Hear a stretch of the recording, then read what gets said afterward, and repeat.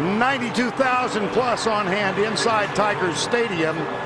50,000 more tailgating outside, and the early standing ovation went for Mike the Sixth, latest in the line of LSU mascots, making his first public appearance tonight.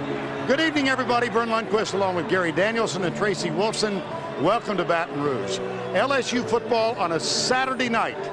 There's nothing quite like it in all of college football, which is why we're here, and Saron Black talks about it. This is us. This is what we do. We play at night. You know, we get them in our stadium at night. We're ready. We're pumped up. It's just the fans, they go crazy. It's you can't explain it. It's just, you got to be there. You got to see it. I mean, you got to feel it, you know, inside that valley.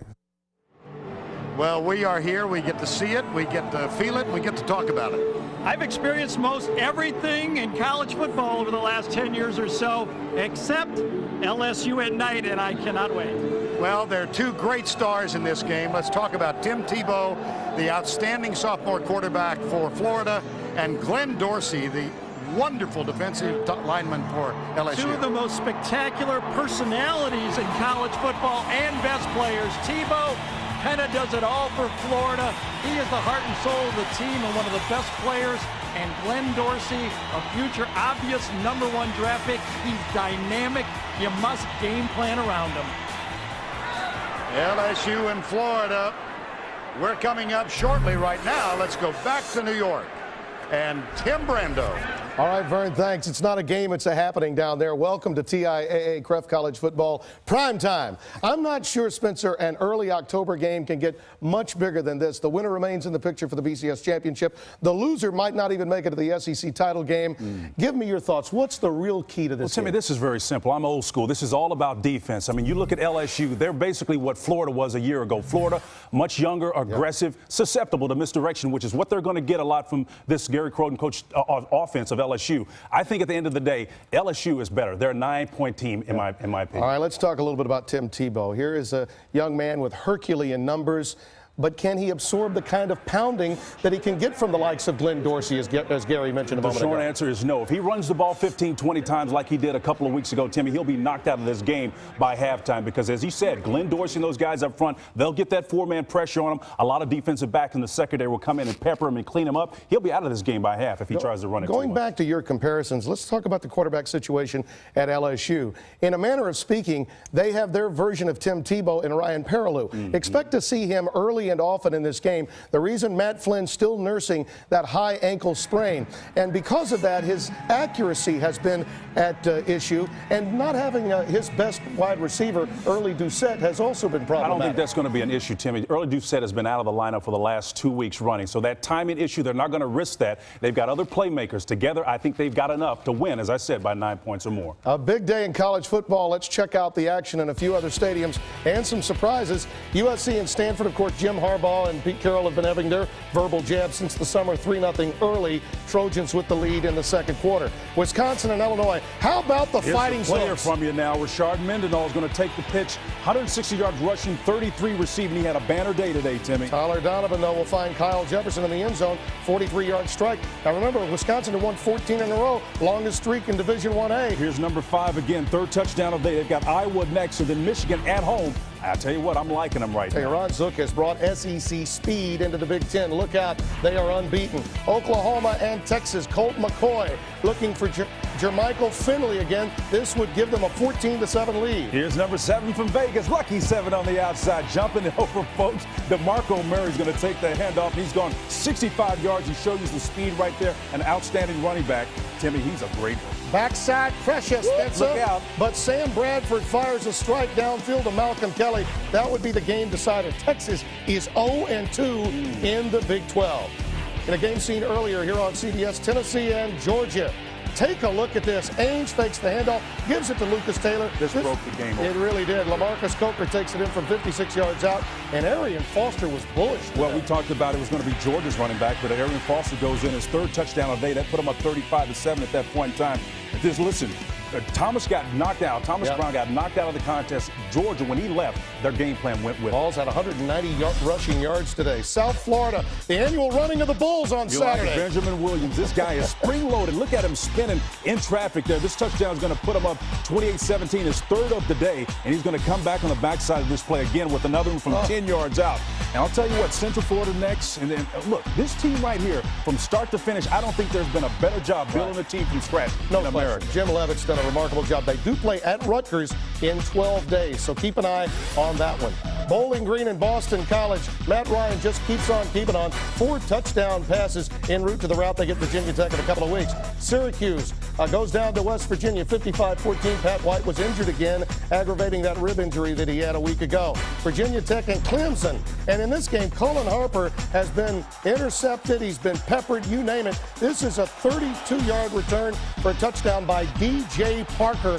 And Beamer Ball is back. It's back. 3 returns for touchdowns. Still looking for that big block punt, though. But here comes the outside run here. Look, this is what Beamer Ball is all about. Special teams, closing down in the lanes. When you get them conversion, you're bouncing to the outside. Victor Harris doing the job. 100 yards for the touchdown. This put him up 24-3. Vodtech. And they really hadn't been doing that this season up until now. 31-8 at the half. Spiller and Davis, just 2 yards between them at the half. Imagine that. Cougars taking up. Look at Wazoo's Alex Brink. Into Darren Frischneck, 14 yards the touchdown. It's 17-14. Rudy Carpenter's going to deliver a little short pass to the tight end Brady Conrad. 20-17. Coming down to Cases. And it's Thomas Weber drilling a 37-yarder. Breakout Arizona State, one of 3 unbeatens in the Pac-10. Erickson just wins wherever he goes. Doesn't he ever? Kansas and Kansas State, 30-24, fighting Manginos, 5-0 for the first time in a dozen years. Well, coming up, we'll get you caught up on more of today's action. And as we draw closer to the battle in Baton Rouge, number 9 Florida in Death Valley for a meeting with top-ranked LSU.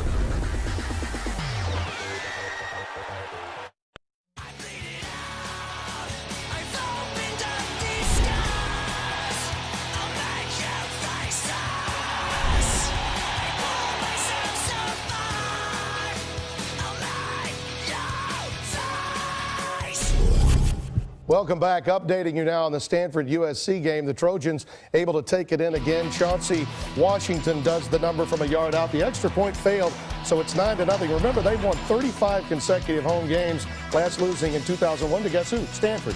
Vanderbilt and Auburn earlier today. Hey, Tommy Tuberville's team has found their run game, Spencer. Here, though, it's Brandon Cox to Rodriguez-Smith for a score, but the run game was the difference. Mario Fannin, 22-yard touchdown run is going to give him a 21-0 lead. And Brad Lester on the back end of this, a 5-yard little burst for the touchdown. Yeah. As you said, he's back off of academic probation. This is the offense that Auburn was so desperately in need of. Throwback helmets from the 57 Sugar Jordan national title. No U or no A on the side of the helmet. They didn't need it. 35-7 over Vandy. Houston and Alabama. Set alert, Timmy. Glenn Coffey taking it in from 4 yards out to make it 30-10. But Case Keenum is going to draw Houston near. Well, he's got 4.29 speed. I mean, it's a 30-yard touchdown strike on that slant. You put him in isolation, he'll burn you every time. That was Anthony Aldridge. And here again, trailing by 6. Keenan pass is picked off by Simeon Castile. Alabama holds on 30-24 in a non-conference tilt. Miami against North Carolina. Butch Davis against Randy Shannon, who was on his staff and did so much for him. Here's Anthony Elsie, 39 yards, Spencer. Well, Anthony's one of the big playmakers for this group, and they're young right now, but look, they're going to be good in years to come. They got the first conference win today. Reverse, Timmy, reverse. Brandon Tate goes 54 yards. The Heels were up 27-0, had to hold on. One of the real keys to the game, Kyle Wright, intercepted 4 times today.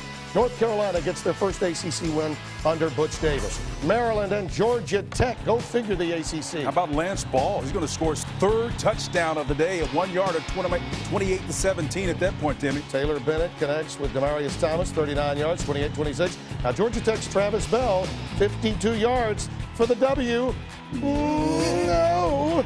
Right. 28-26. Ralph Regent's team able to back up that win from last week this week. North Carolina State against Florida State. Obi, Tom O'Brien's team trying to get it done. Daniel Evans intercepted by Michael Ray Garvin. This is a 10-2 sprinter. Yeah, he's got great speed. If you don't have speed as a quarterback, you don't try that play. Trenton Holloway is the guy that called 10.2 for LSU, though. Jimbo Fisher liking Xavier Lee, finding some offense there. He puts him up 24-10. At this point, 40-yard touchdown strike. Got a little sloppy in places. 20 penalties in the game. Game was delayed at one point due to lightning. Florida State with the win. Eastern Michigan against Michigan. How about Michael Hart creeping back into the Heisman race? He's guaranteeing wins, and he's showing you some of that vision right here, taking this Michigan team, putting on his shoulders, and scoring when he can. You can see him on the ISO play here. Watch Michael Hart just ripping through defense. A nice, shifty legs, number 20. You love those undersized running backs. Today, he becomes the all-time leading rusher, passing the A train, and Michael Hart put a little love on the tapper for And they didn't have Mario Manningham, so they really needed him. He was out due to breaking a team rule. They hang on to win against Eastern Michigan. Northwestern against Michigan State. Another track meet. Sparty goes with Brian Hoyer, connecting to Eric Andino. 19 yards, game tied at 41. Remember 41 a year ago? Here's C.J. Boucher. He had 5 touchdown passes today to Omar Conte there, 48-41 in overtime. And then Hoyer's pass falls incomplete. 41 won it last year for Spartans when they came back with Drew Stanton. Wasn't enough today. They lose 48-41. Keeping it in the Big Ten, Penn State and Indiana, I beg your pardon, in Minnesota. 40-20, the Hoosiers. Indiana off to its best start since the early 1990s. Lynn Mason doesn't look too bad after all. No, he doesn't. That was a knee-jerk reaction, firing him at the end of that bowl game. Penn State, as I mentioned, against Iowa. Just 3-10, Kirk Ferentz' club, dating back to October 14th. The big difference in this game, Penn State running back Rodney Kinlow here. Yeah, Rodney is an excellent back, and again, finally opening that offense. Galen Hall does it today, and they win 27-7. All right, so the story of the Texas A&M Aggies against Oklahoma State, that one just underway. A couple of coaches in the news for wrong reasons. A lot of turmoil right there between those two. Well, let's get your final thought on this game, Spencer. What do you see happening in tonight's game? I think that a couple of weeks ago, Ole Miss set the template, okay? And then Auburn came in and leveraged that and then parlayed it into a win. LSU has got more talent than either one of those ball clubs. And as I said before, they should be a 9-point winner in this contest. So I think, again, LSU, more talent. The only way they lose it, Tim, is they just fumble it away. A lot of people believe the stars and the moon are aligned for Florida. But do remember this, regardless of what happens. In 2003, LSU won the BCS title. Who did they lose to? Florida at home. Last year, Florida won the BCS title. Who did they lose to? Auburn. About this time of year, a season ago, they went on to win the national championship. A one-loss team out of this conference can still win the national title. Coming up, the Home Depot SEC on CBS. It's Florida and LSU. Enjoy the game, everybody. After this message and a word from your local station.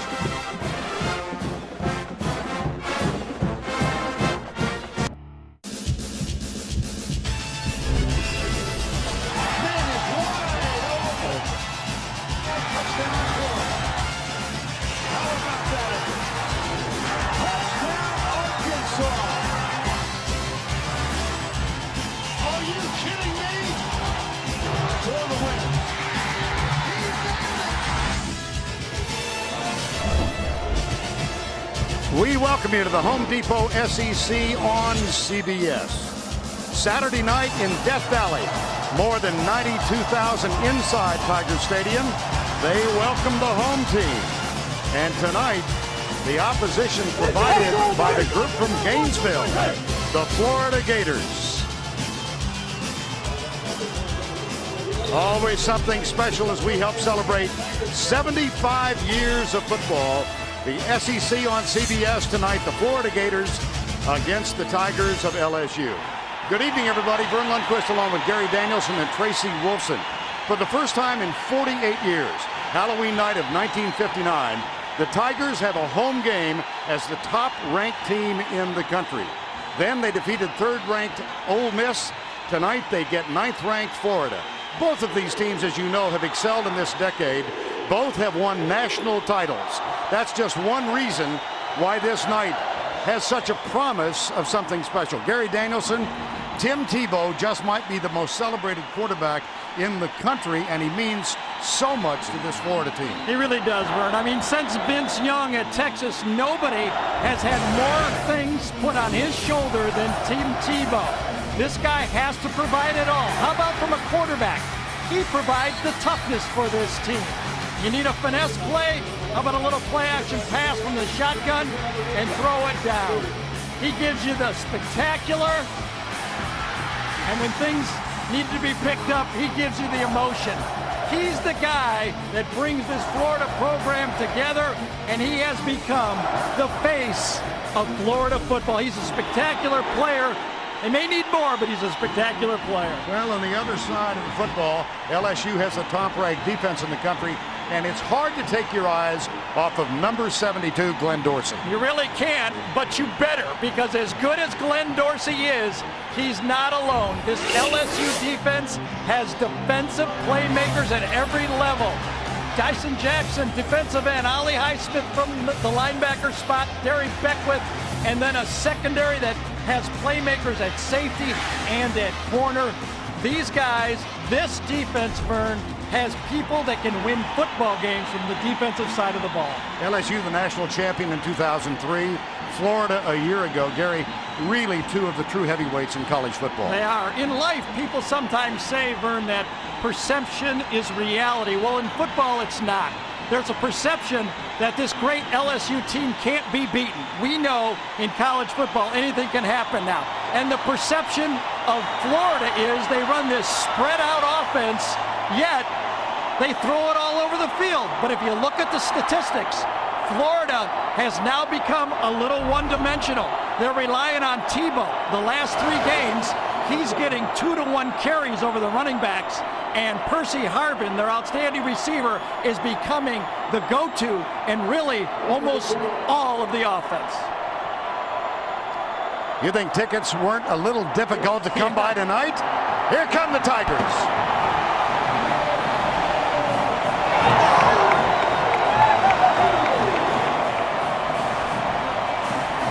Head coach Les Miles.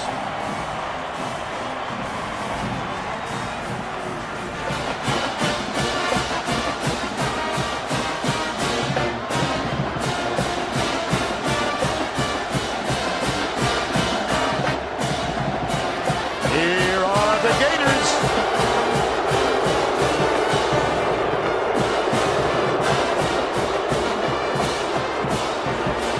Head coach Urban Meyer. Glad you're with us. We'll be back in a moment.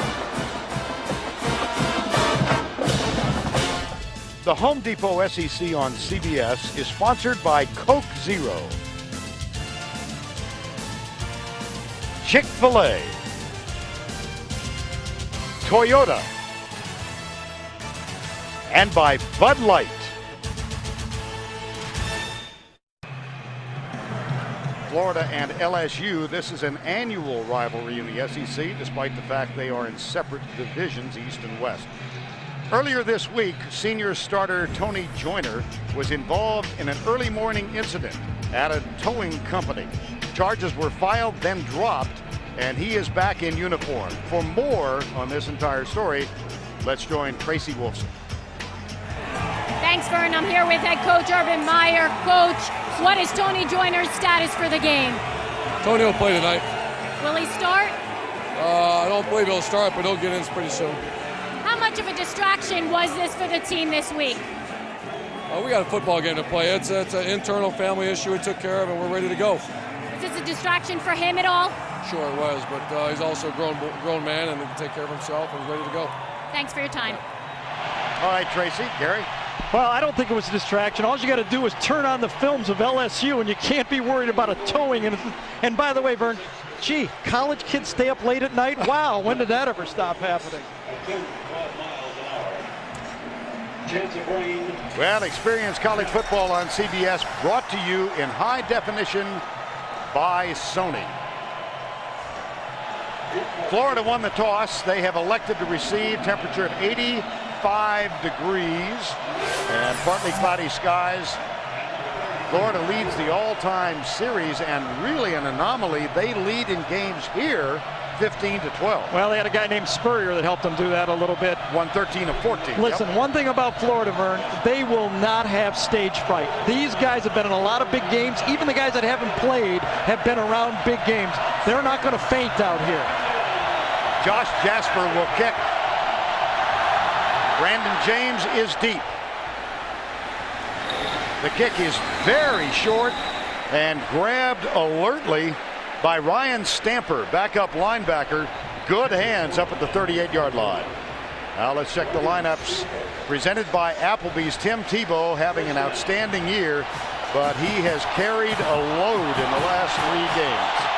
Offensive line, Watkins, Tart, Miller. Keep your eye on number 56, Marquise Pouncey, true freshman.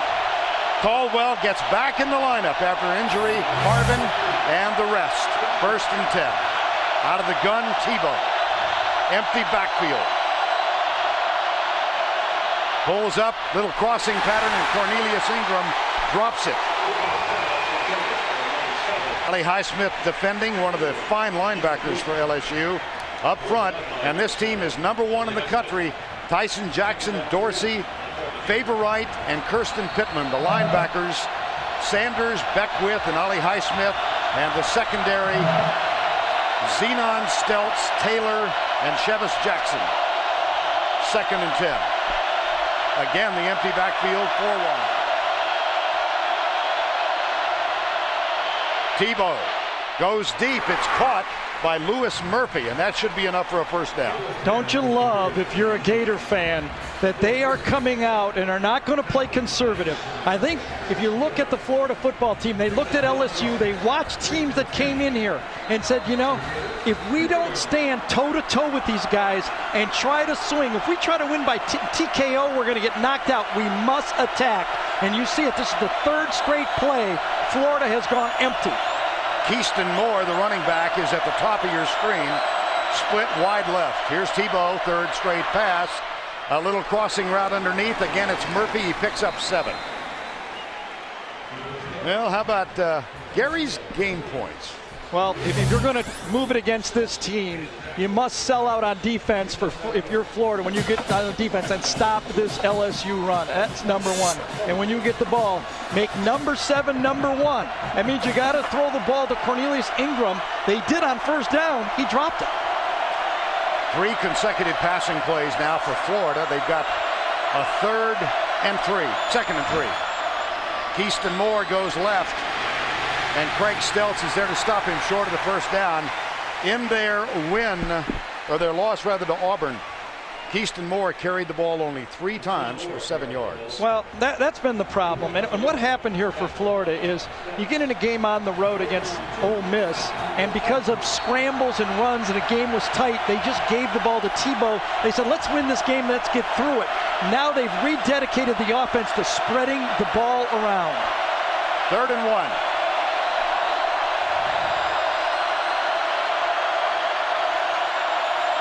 It's Tebow, and he's got the 1st down, plus 5 or 6. Well, we said toughness is provided by the quarterback. What happened here is Florida went on balance line with 3 tackles in the football game. Tebow starts out behind Tart and then comes back the other way and just runs off Carlton Metter right there. Tebow going downhill, running at the LSU defense. That's the game plan. Don't run wide, run right at him. He picked up 8. It's 1st down inside the 30. Opening drive of the night. Keyston Moore joins Tebow, now comes to the right side. They ride Keyston Moore, give it to him. He slips a tackle. He's got another 1st down at the 25-yard line. That's back-to-back runs against the top-ranked run defense in the country. See, Florida kind of just got trapped by going to their great players, Harvin and Tebow. Now they've looked at the tape and they said, let's rededicate themselves to running the ball under the spread. Whoever gets it, gets it. But they must run the tailback. They must throw the ball to the tight end. Harvin and Tebow will come to you later. 1st and 10 inside the 20. 24 yards already. Timeout called by the Florida Gators. But they have had an opening drive filled with promise. As they move inside the 20, they're in the red zone in a scoreless 1st quarter. Back in Baton Rouge, where Cable Cam is sponsored by Fantastic Four, Rise of the Silver Surfer, available on DVD today. Neither Gary nor I had a role in that movie. No. 1st and 10 at the 19-yard line. Brandon James is split wide right. So 3 men wide, again the empty backfield. Here's Tebow with the corner. Pittman coming, and Tebow will run and is punched out of bounds near the 17-yard line. Chevis Jackson was defending. Nice penetration by Pittman on that play. Yeah, Pittman was unblocked on that play because LSU brought an extra guy against this empty backfield. But the great athlete that Tebow is, he got away from it. Now, here's the challenge for LSU. The rhythm passes are hurting them. That means they have to go man-to-man and take those rhythm passes away from Tebow. Danny McCray is in as the nickelback, number 44. And there's the freak right there, number 7. It's a tough matchup. Cornelius Ingram. Again, they run the die play to Pittman, and Tebow is stopped. Glenn Dorsey. Well, see, that's what makes this defense for LSU so good. Their front 4 can beat Florida's front 5. See, 4 against 5, and they defeat the play. Boy, that's big guys inside. That's guys like Marlon Favorite. He's another one of those guys. It wasn't Dorsey that time. It was big number 99 that beat his guy. The number 1 note on LSU's blackboard before this game, beat your man up front. And that's what happened right there. 3rd and 6.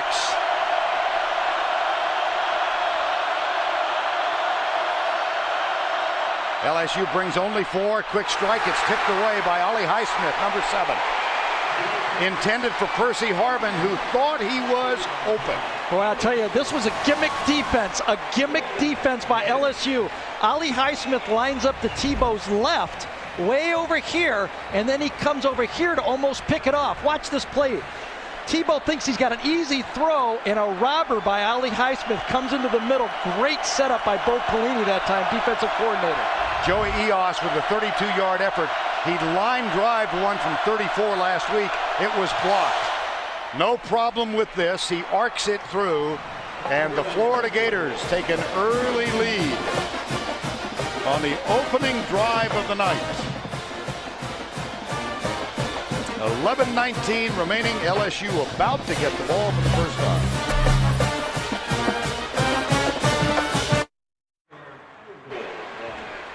One reason Death Valley has its reputation. The LSU Tigers have won 24 Saturday night games in a row. They were last defeated by Alabama November 16, 2002. Our first visit here in a regular season Saturday night game. And Joey Eos is getting set to kick it deep. Trendon Holiday, as Tim Tebow chats upstairs with Dan Mullen, offensive coordinator. Vern, Les Miles pooch punt against Florida, pooch kick, against Florida. Will they dare kick it to Holiday? Well, Trendon Holiday finished second in the NCAA outdoor 100-meter dash. They pooch kick it, and it'll be Keelan Williams. He's not a bad option. And he's knocked down as he gets to the 33-yard line. The running back, the tackle made by Dorian Monroe, number 20. Matt Flynn, undefeated as a starter. He missed one game with a high ankle sprain this year, the senior, and he operates behind Black, Johnson, Helms, Hitt, and Stewart. In the backfield, the wideouts rather, LaFell, Early Doucette is not starting tonight. He's still out with an injury. 1st down and 10. 1st down and 10. Left side. And Jacob Hester, number 18, runs right into Dustin Doe, number 32. Just a footnote. Early Doucette is out with a groin pull and unable to go. They hope to have him back next week at Kentucky. 2nd down and 8. Ryan Perilou is in the lineup. They'll go with 2 quarterbacks. Perilou, who started one game this year. Out of the gun, and he is an option threat. He'll keep it. Boy Willie. Close for the 1st down. It appears he's got it. Modern football. Boy, have things changed. You've got a starter. Florida showed the country last year that you can win a championship with 2 quarterbacks. LSU took note, said, hey, we got a great backup. Let's use this guy. Let's find ways to get him the ball. Watch this. They're even going to put another guy in. They're going to put Holiday in the game right now, too, the sprinter. He's flanked wide to the top of the screen. You use your team. Use all your weapons, all your bullets. There's Trendon Holiday, top of the screen. And Matt Flynn is back in. Stunts by the Florida defense. A little inside route intercepted. Picked off on the right side by Joe Hayden, the true freshman cornerback. It was deflected, and Hayden grabbed it. Well, this was just a woeful throw. Just a woeful throw by Matt Flynn. Wide open was Brandon LaFell. This was easy pitch and catch. Watch how behind this ball is. It's actually LaFell that gets a hand on it. It's about 3 yards behind LaFell on the play, and Joe Hayden, a great player, comfortable with the ball in his hands, goes up and gets a popsicle on that one. Wow. Quarterback throws like one like that early. It's scary.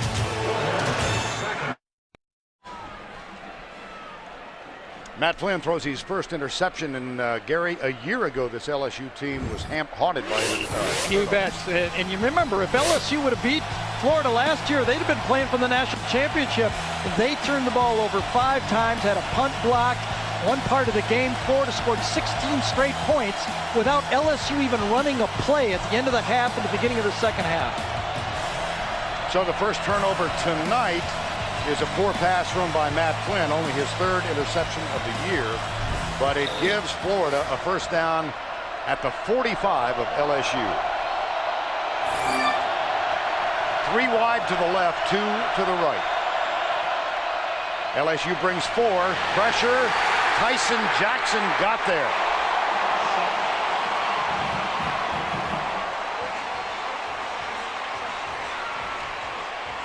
Well, we talk about Glenn Dorsey, and he does get a push here, but there's other guys. Dorsey's right here. Watch Dorsey push, but the outside, because of the push inside, Jackson's able to come inside. Nowhere for Tebow to go. Dorsey plugs it. Jackson, another playmaker from the outside, gets the sack. When you get sacks, it's a team. Coverage in the secondary, push inside, and defensive ends making a play. And because he actually gained a yard, it will not go as an official sack. Just a gain of 1. And that one is tipped again. I think it was Ali Highsmith.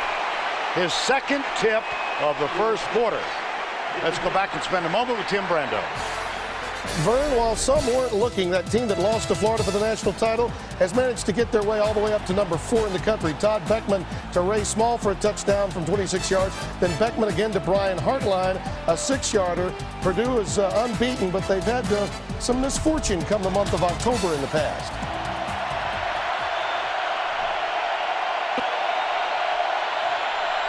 Third and 9.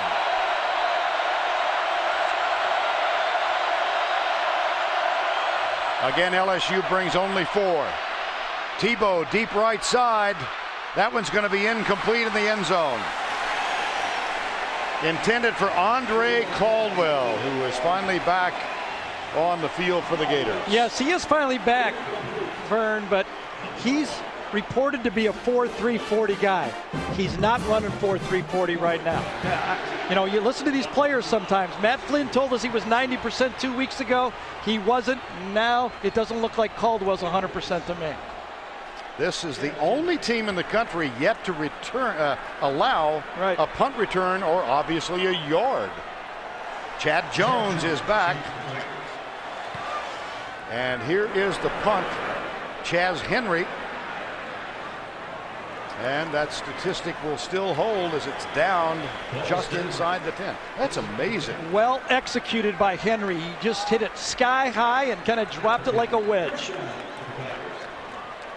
Well, the interception did not hurt.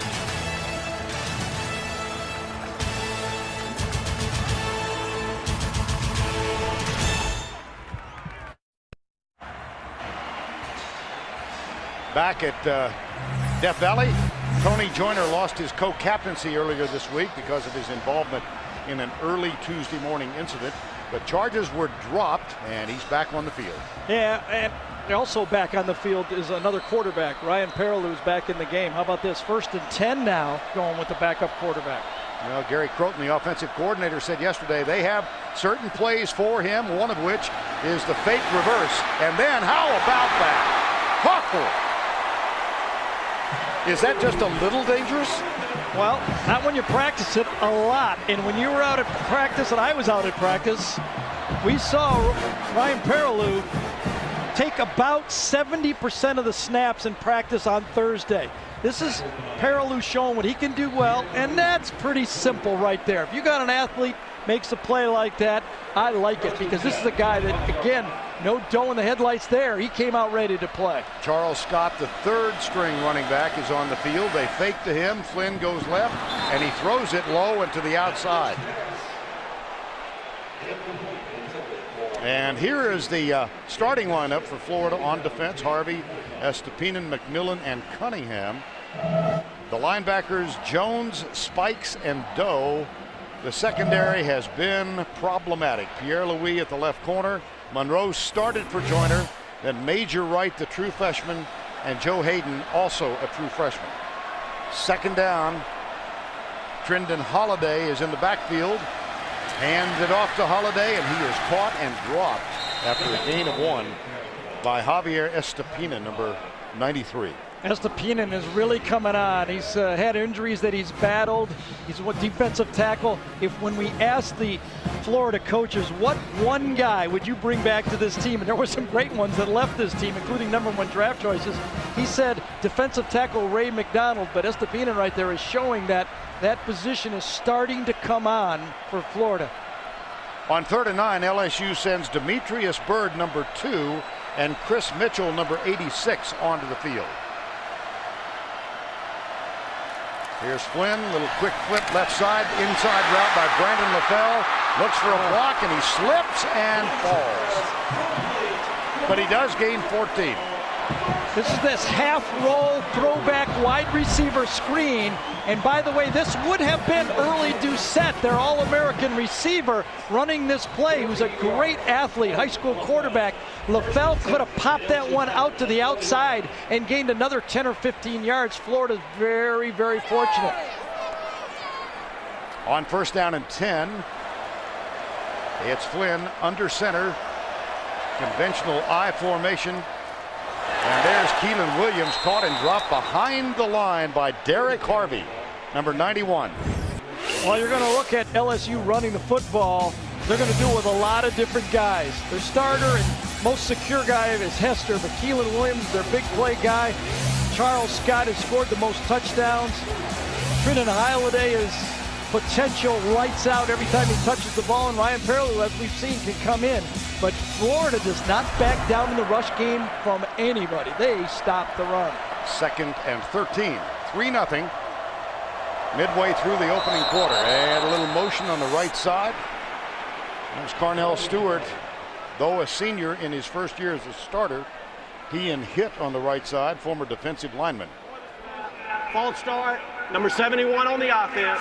5-yard penalty. It remains 2nd down.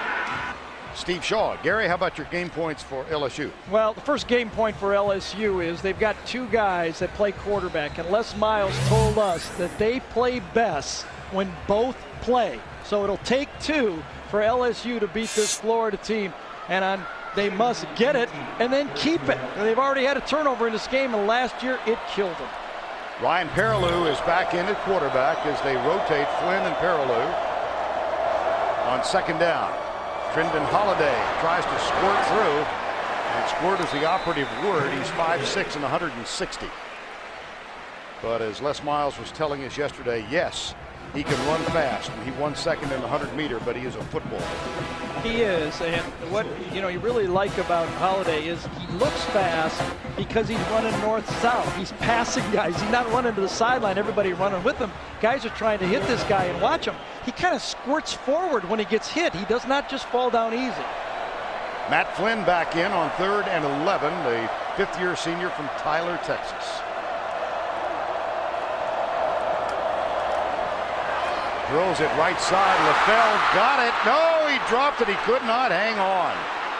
Now that one was a pretty pass. Pretty pass. That was a spectacular pass. That's the second drop. Well, it's a first drop. 2 of them last week by LaFell. He's tripped once. Now this ball is 18 yards downfield, right in the throat. And that's a play that you expect receivers. Now remember, they had 2 of them #1 picks last year. They're playing in the NFL, obviously. And that position, although they got great potential, has not come through. Patrick Fisher, a senior, will punt, averaging 44 yards. Brandon James running back and grabs it at the 6-yard line. He's a game breaker, but good coverage this time. Fine pursuit downfield by LSU. A 55-yard punt, 16 on the return. Coming up tomorrow, doubleheader action for you on CBS. 4 games in the early slot, headlined by the Jets at the Giants, and in the late game, San Diego at Denver, or Baltimore at San Francisco. It all begins with the NFL Today, JB and the quartet, the 4 lads. I'm dating myself. 1st and 10. Tebow. And the Gators lead by 3 on the opening drive. They got the field goal.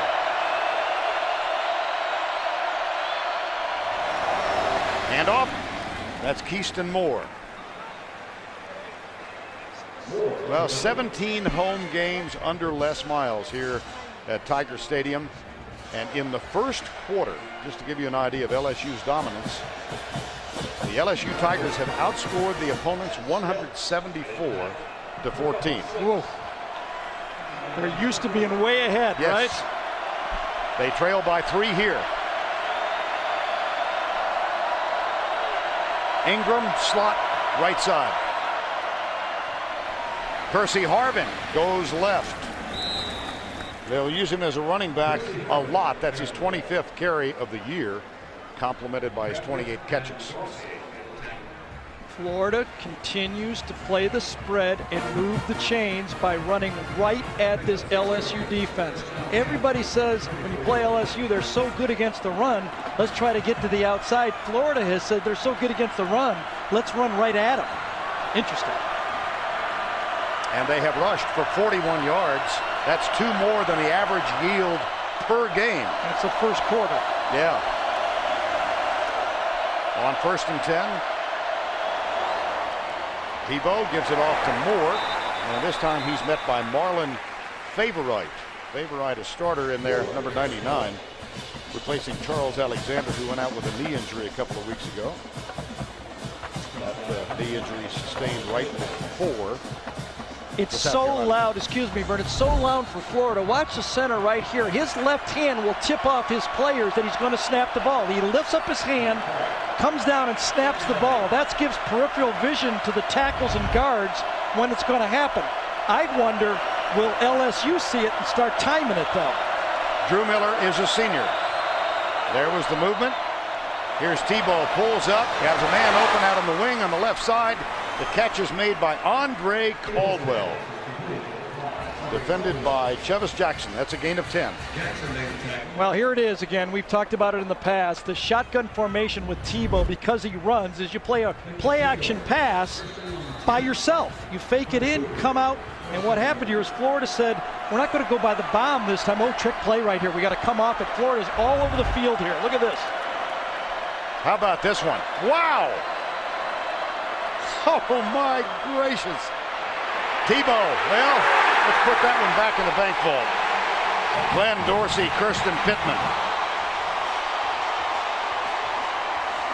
Interestingly, LSU did not adjust, and that was the breakdown. Look at it. If the ball was thrown out here, this ball could have gone outside. The mismatch was there.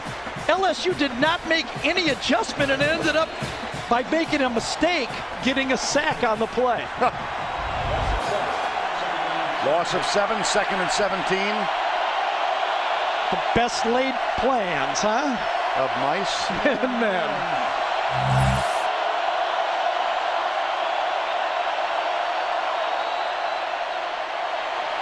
Deep, caught, Percy Harvin. They got a lot of it back. How about Urban Meyer's much quoted line in the loss after the loss to Auburn last week?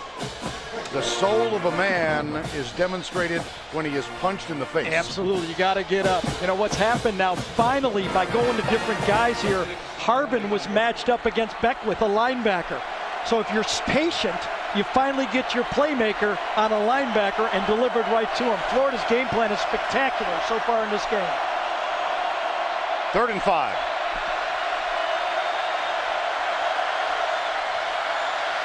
Tebow deep in the middle. It's tipped and incomplete. It'll be 4th down. They'll have to punt. And a flag is down. Whoa.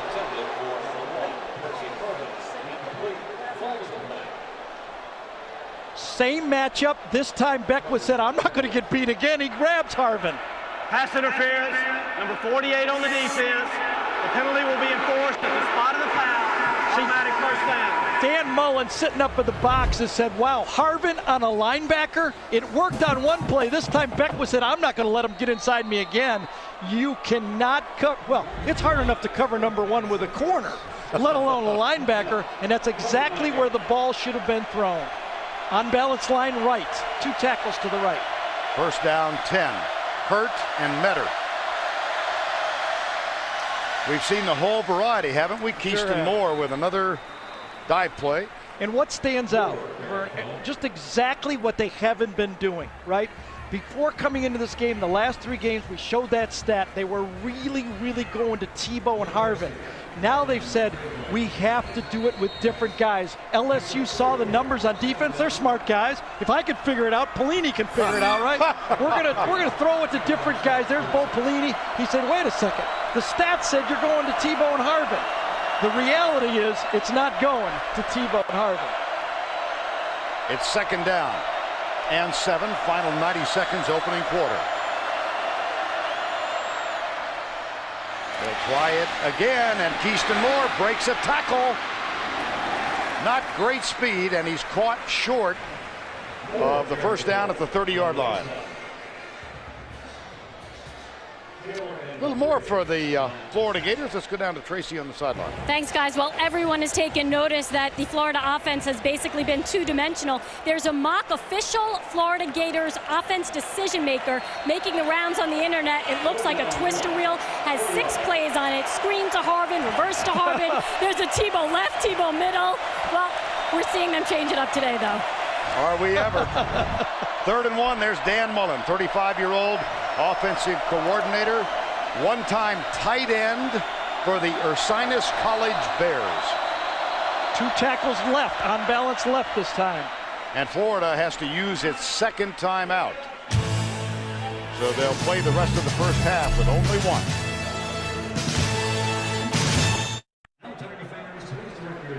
Tiger Stadium on a Saturday night, more than 92,000. We might have the all-time crowd tonight. Let's take a look at Home Depot's tool for success, Gary. Well, tools allow you to do things faster, and Florida can do it fast because of the speed at wide receiver. They're all 4-3, almost. What does that mean, though? Visually, let's take a look. The difference between a 4-3 and a 4-5 guy. That's 1.8 yards after 40 yards. Does that mean much? Well, watch this one right here. 40-yard pass on the dot, 1.8 yards difference. That's the difference of a 4-3 and a 4-5. And earlier tonight, Percy Harvin. Yeah, this time 4-3 against a 4-8. That's even worse. And you don't often see what a 4-3 looks like, but there you got a 4-5 guy, 4-3 guy, just it's 1.8 yards, but that can be huge. 3rd and 1.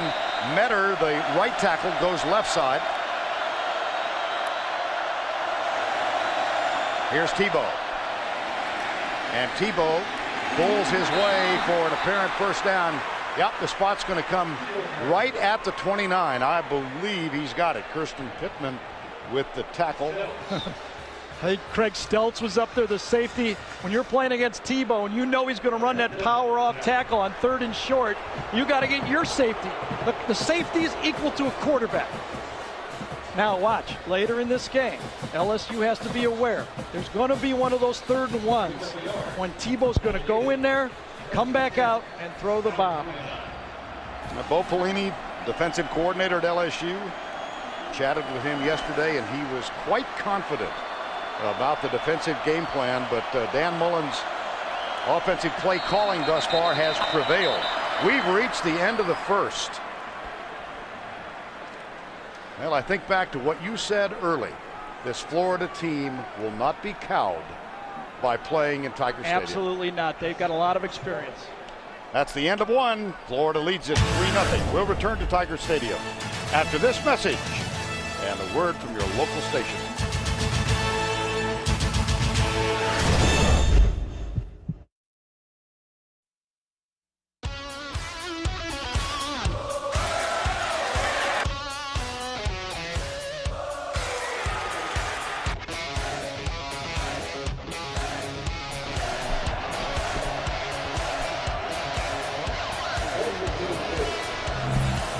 Tim Tebow and the Florida Gators in charge as we begin quarter number 2. This will be the 10th play of the current drive, a first down and 10. And Tebow wants to throw, does. Harvin! First and goal at the 2.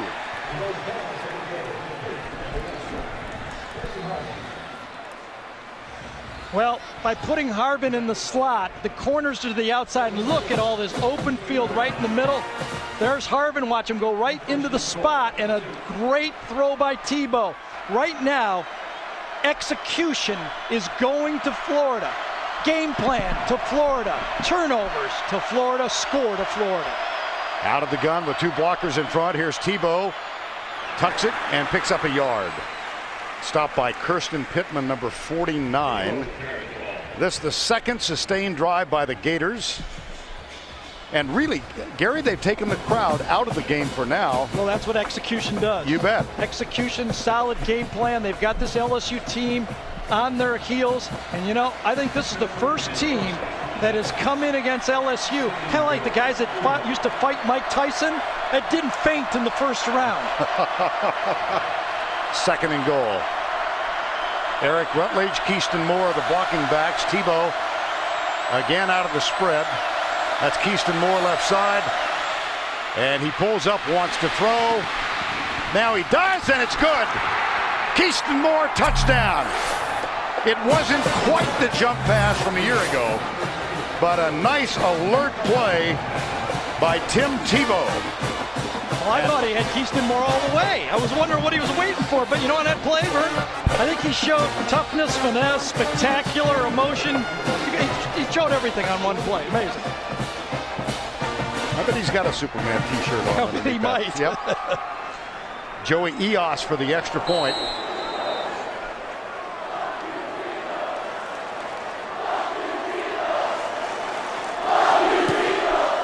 Tebow to Moore for the touchdown.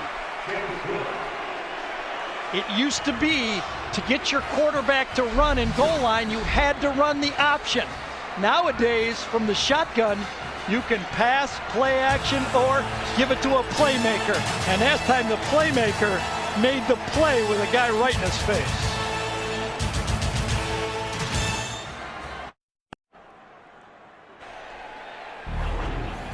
Time now for the playbook presented by the Hartford.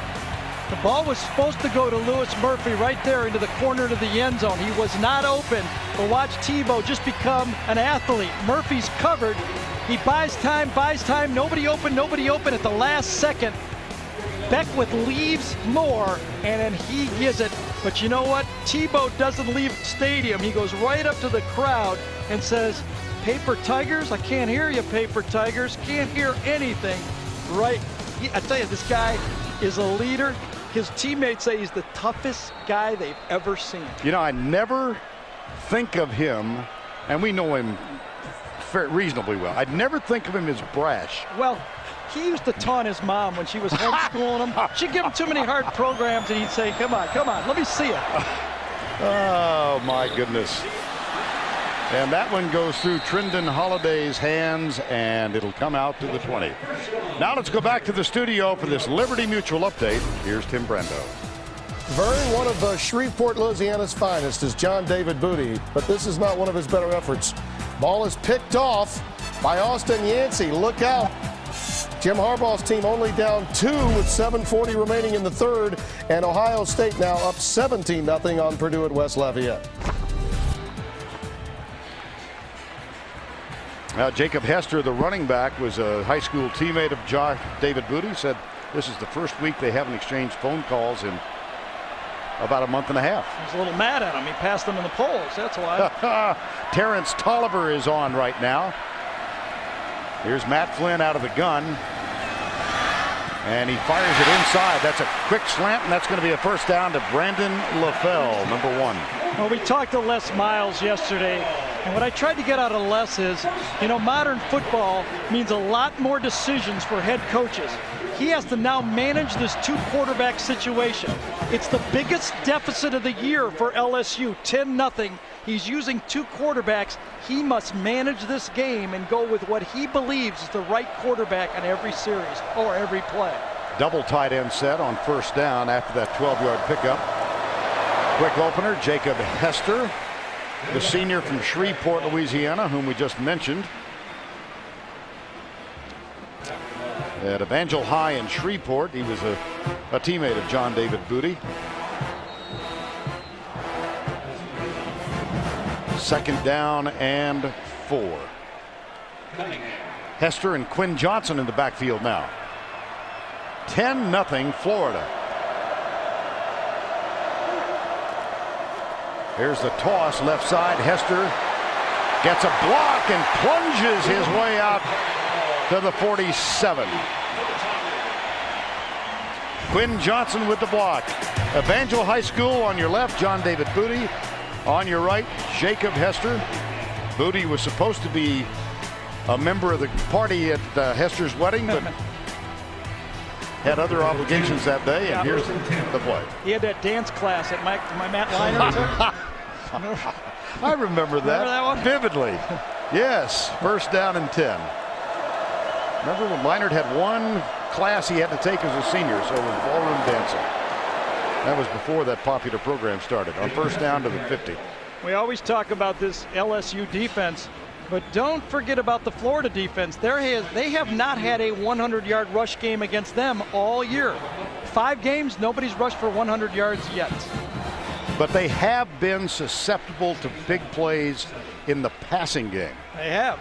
They do not have experience at corner and safety with Reggie Nelson gone that they had in the past. Brandon Cox carved them up pretty well last Saturday night in the Auburn win. Trendon Holiday is in again. He gets the handoff and comes right. Little juke, and he is out of bounds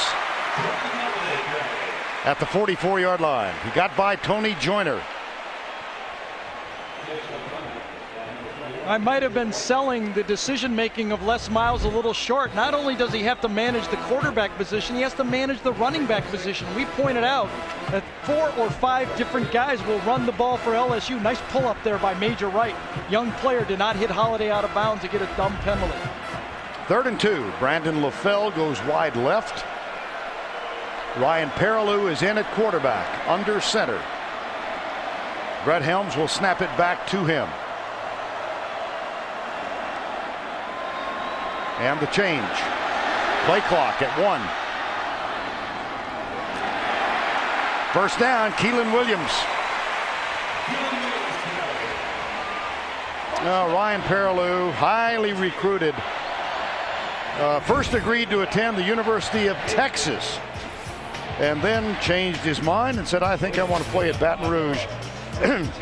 He guaranteed himself 4 Heismans. That's not going to happen.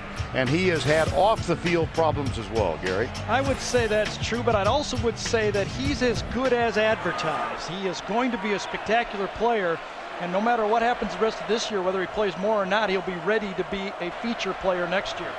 First down and 10. Flynn is back in. Fires that one. That's good to the 27-yard line. Jared Mitchell, who's had problems hanging on to the football, grabbed this one. A gain of 12. This was a mistake by Florida. No one lined up over the slot. Matt Flynn noticed it. Nobody there, just comes right down right there. Matt Flynn says, you're not going to put anybody over the slot. Mistake by Florida. You got nobody over them. They just deliver the ball and get an easy first down. Modern football, if you don't line up properly, you have no chance. Good decision making, and Matt Flynn's coming out of his shell. Poor early throw, but now he's getting there. First sustained drive by LSU, and they've got a first down and 10 at the 27-yard line. Here's the toss right. Charles Scott, number 32. Now, the last couple of games, this very young Florida defense has yielded a lot. 29 plays of 10 or more yards. This is so amazing to me. I thought it was a misprint. I made our guys in the truck go back and make sure this is right, and they were right. I said, wow. I didn't really realize it, but what it just seems that they're giving, you know, those short out cuts, 12 yards, 15 yards, 17 yards, and it adds up, really. Holiday is back in the backfield, flanked with Sean Jordan on either side of Matt Flynn on 2nd down and 6. 10-0. It's, oh my goodness. And the wide receiver just came on the field, and flags are going to be drawn. Yeah, that's an illegal substitution.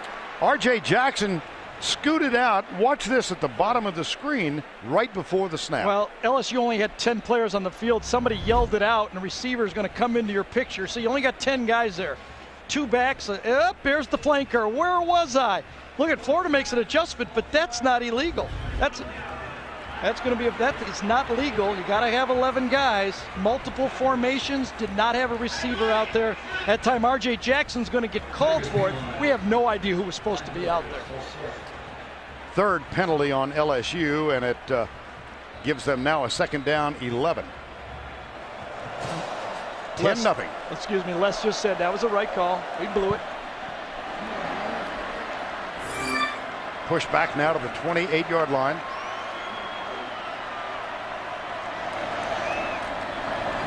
Flynn, right side, catch is made.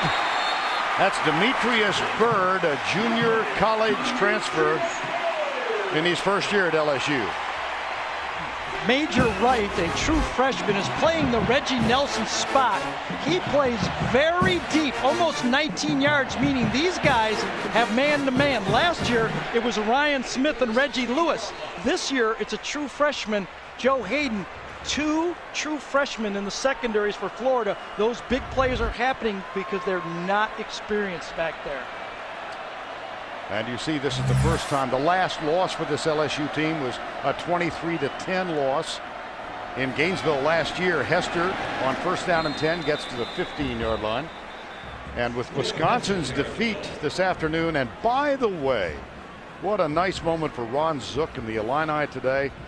Ron, the former Florida coach and much maligned, and that was his middle name, Ron Much Maligned Zook. And well, he was quite emotional after that victory today. He said one of the best things since they won that bowl game, right? Or Florida State game at the end of his career. But a lot of things are happening to those top 10 teams. Anybody can beat anyone now. So Florida defending now as the national champions against the top-ranked team in the country. Here's Holiday. Nice defensive job by Brandon Spikes, the middle linebacker. And so LSU now with this 12-game streak, the longest current win streak in the country. Last year, the leading tacklers for Florida, Brandon Seiler, Earl Everett, okay? The 2 guys that took them pace, Brandon Spikes and Dustin Doe, they're the 2 leading tacklers. Everything is funneled to those 2 inside linebackers. They have to make the tackles. Boy, Trenton Holiday is getting a lot of snaps. He's on the field again out here. On 3rd and 8.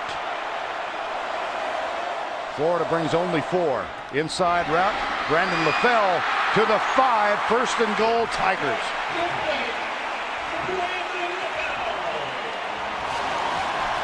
Same play that was run in the first quarter to the left. They line up and run it to the right. LaFell catches it. Wide receiver screen, squirts up just enough for the 1st down. Got a block from Terrence Tolliver, his fellow wide receiver. You get a sense in talking to Les Miles and Gary Croton, they love this kid's potential. Oh, they do. Brandon LaFell. They've got a lot of. They got another one, Terrence Tolliver, that's going to break out. They say Demetrius Byrd is going to be a star. They don't even have their best guy early to set out there. I called it a 1st down, wasn't it? I thought it was, and look at us. Veteran eyeballs on the scene. Well, it's kind of easier to see at night, isn't it? I like these night games. We should do this. Yeah, exactly. Spectacular setting, by the way. Just spectacular. And I like that Florida showed up, and I like that LSU's answering. You know, it's not for the faint of heart. If you want to win a national championship, somebody's going to knock you in the chin a couple times, and you got to get up off the canvas, and LSU is. 1st down and goal from the 7. Matt Flynn, the quarterback. That's Richard Dixon, the tight end, in motion. Sets up left. They give it to Hester. He comes right. Down at the 1. Stop made by Clint McMillan, number 98. Well, they expect, as we said, a record crowd here. LSU's last loss was at Florida. They've won 16 in a row at home. That last loss, memorable. That was a Monday night game in the postponed game because of Katrina when they lost to Tennessee. Remember last year we showed the fumble when Jamarcus Russell was down there to score. They're in that situation again. Let's see if they turn it around and hand it to Hester again. 3 tight ends. They will, and he is going to be stopped short. Right. It'll be 3rd down. The first play was run to the right behind Hitt and Stewart. This play goes to the left behind Johnson and Black. Very physical. They do believe they can run the ball right at Florida because Florida is smallish and slants. So far they haven't proven that much. Well, this is 3rd and goal from the 1. And here's the product of an idle mind. So far this season on 3rd and 1, Florida has yielded only 2 out of 6. Look at this. And they will spread. Perillou's in the game. Ryan Perilou gets the snap and pulls up and throws it. And wow, it was tipped. I think Jermaine Cunningham got a piece of Perilou's arm. It was like the Tebow sell it. You saw Les Miles say, go for it right there. He runs up. He's going to throw the pass like a play-action pass, and it was. Cunningham got a piece of his arm on the play. That is speed from the opposite side defensive end. Receiver was wide open. Excuse me, Gary. Nope, they will go for it, just like Les said.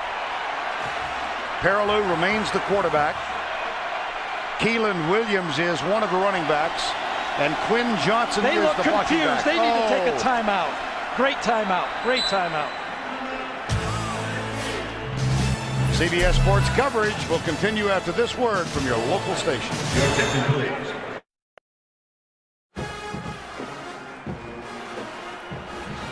Back at Tiger Stadium in Baton Rouge, 6:12 to go, 16th play of the drive a year ago in Gainesville. Gary? Jacob Hester took it down what appeared to be a touchdown, but it was ruled his right elbow was down before the ball got there. Then on 1st down, a fumble, turnover, no points. Now 4th and 1. I like going for it for 2 reasons. If you kick a field goal, you have to kick off from the 30, and if they get stopped, they might stop him and get the ball back for a field goal anyway. Keelan Williams is the running back. They'll run the option, and Perilou will score. LSU on the 16th play of the drive is on the board.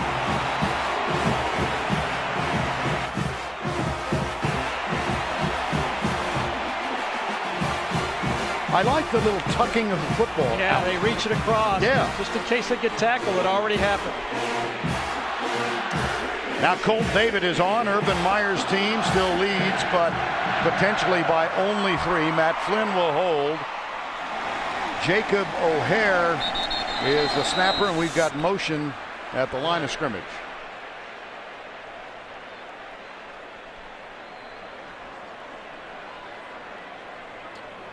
Looked like Clint McMillan might have jumped offside. Offside he does. Steve Shaw asking Les Miles, do you want to take the penalty? Want the penalty, yes.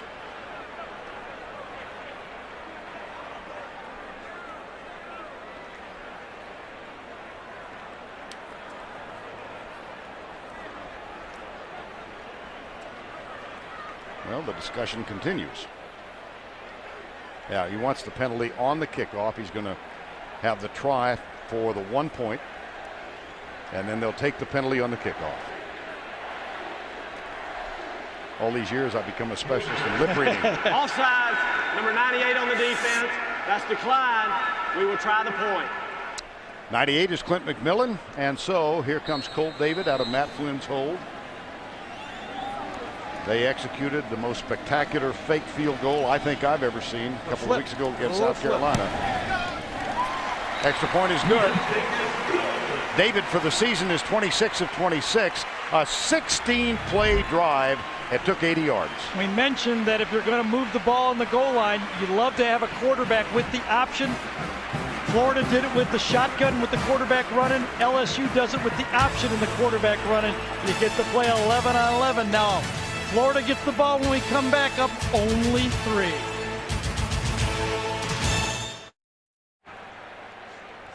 Last time LSU played here as the #1 team in the country, the most famous game ever. Halloween night 1959 against Ole Miss. The most famous play ever as we celebrate 75 years of SEC football. The call on this Billy Cannon run from J.C. Politz.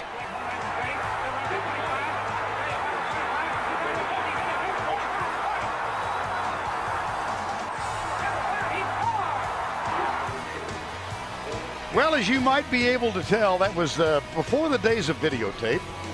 And earlier today, Billy Cannon, Heisman Trophy winner, signing an autograph in front of or behind the Heisman Trophy. That's what makes college football so great. It never changes. You come back, you sat, your grandfather sat, your father sat, now you sit. Uniforms look the same, cheerleaders look the same, the field looks the same. It's like being a Cub or a Red Sox fan. College football. I got news for you, Gary. You and I don't look the same. Not for sure. That's where the philosophy breaks down. On the kickoff after the penalty, out to the 25-yard line. Monday on How I Met Your Mother, one of these guys is about to live out every man's fantasy. See how it plays out Monday at 8, 7 Central. On CBS.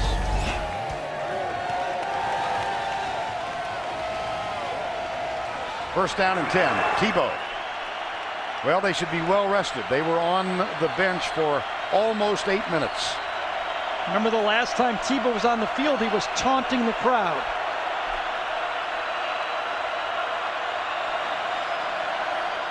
First down. Shakes the tackle, pulls up, drills it. Caught! Keyston Moore out of his shoe, but he holds on to the ball. It's a first down at the 47, a gain of 19.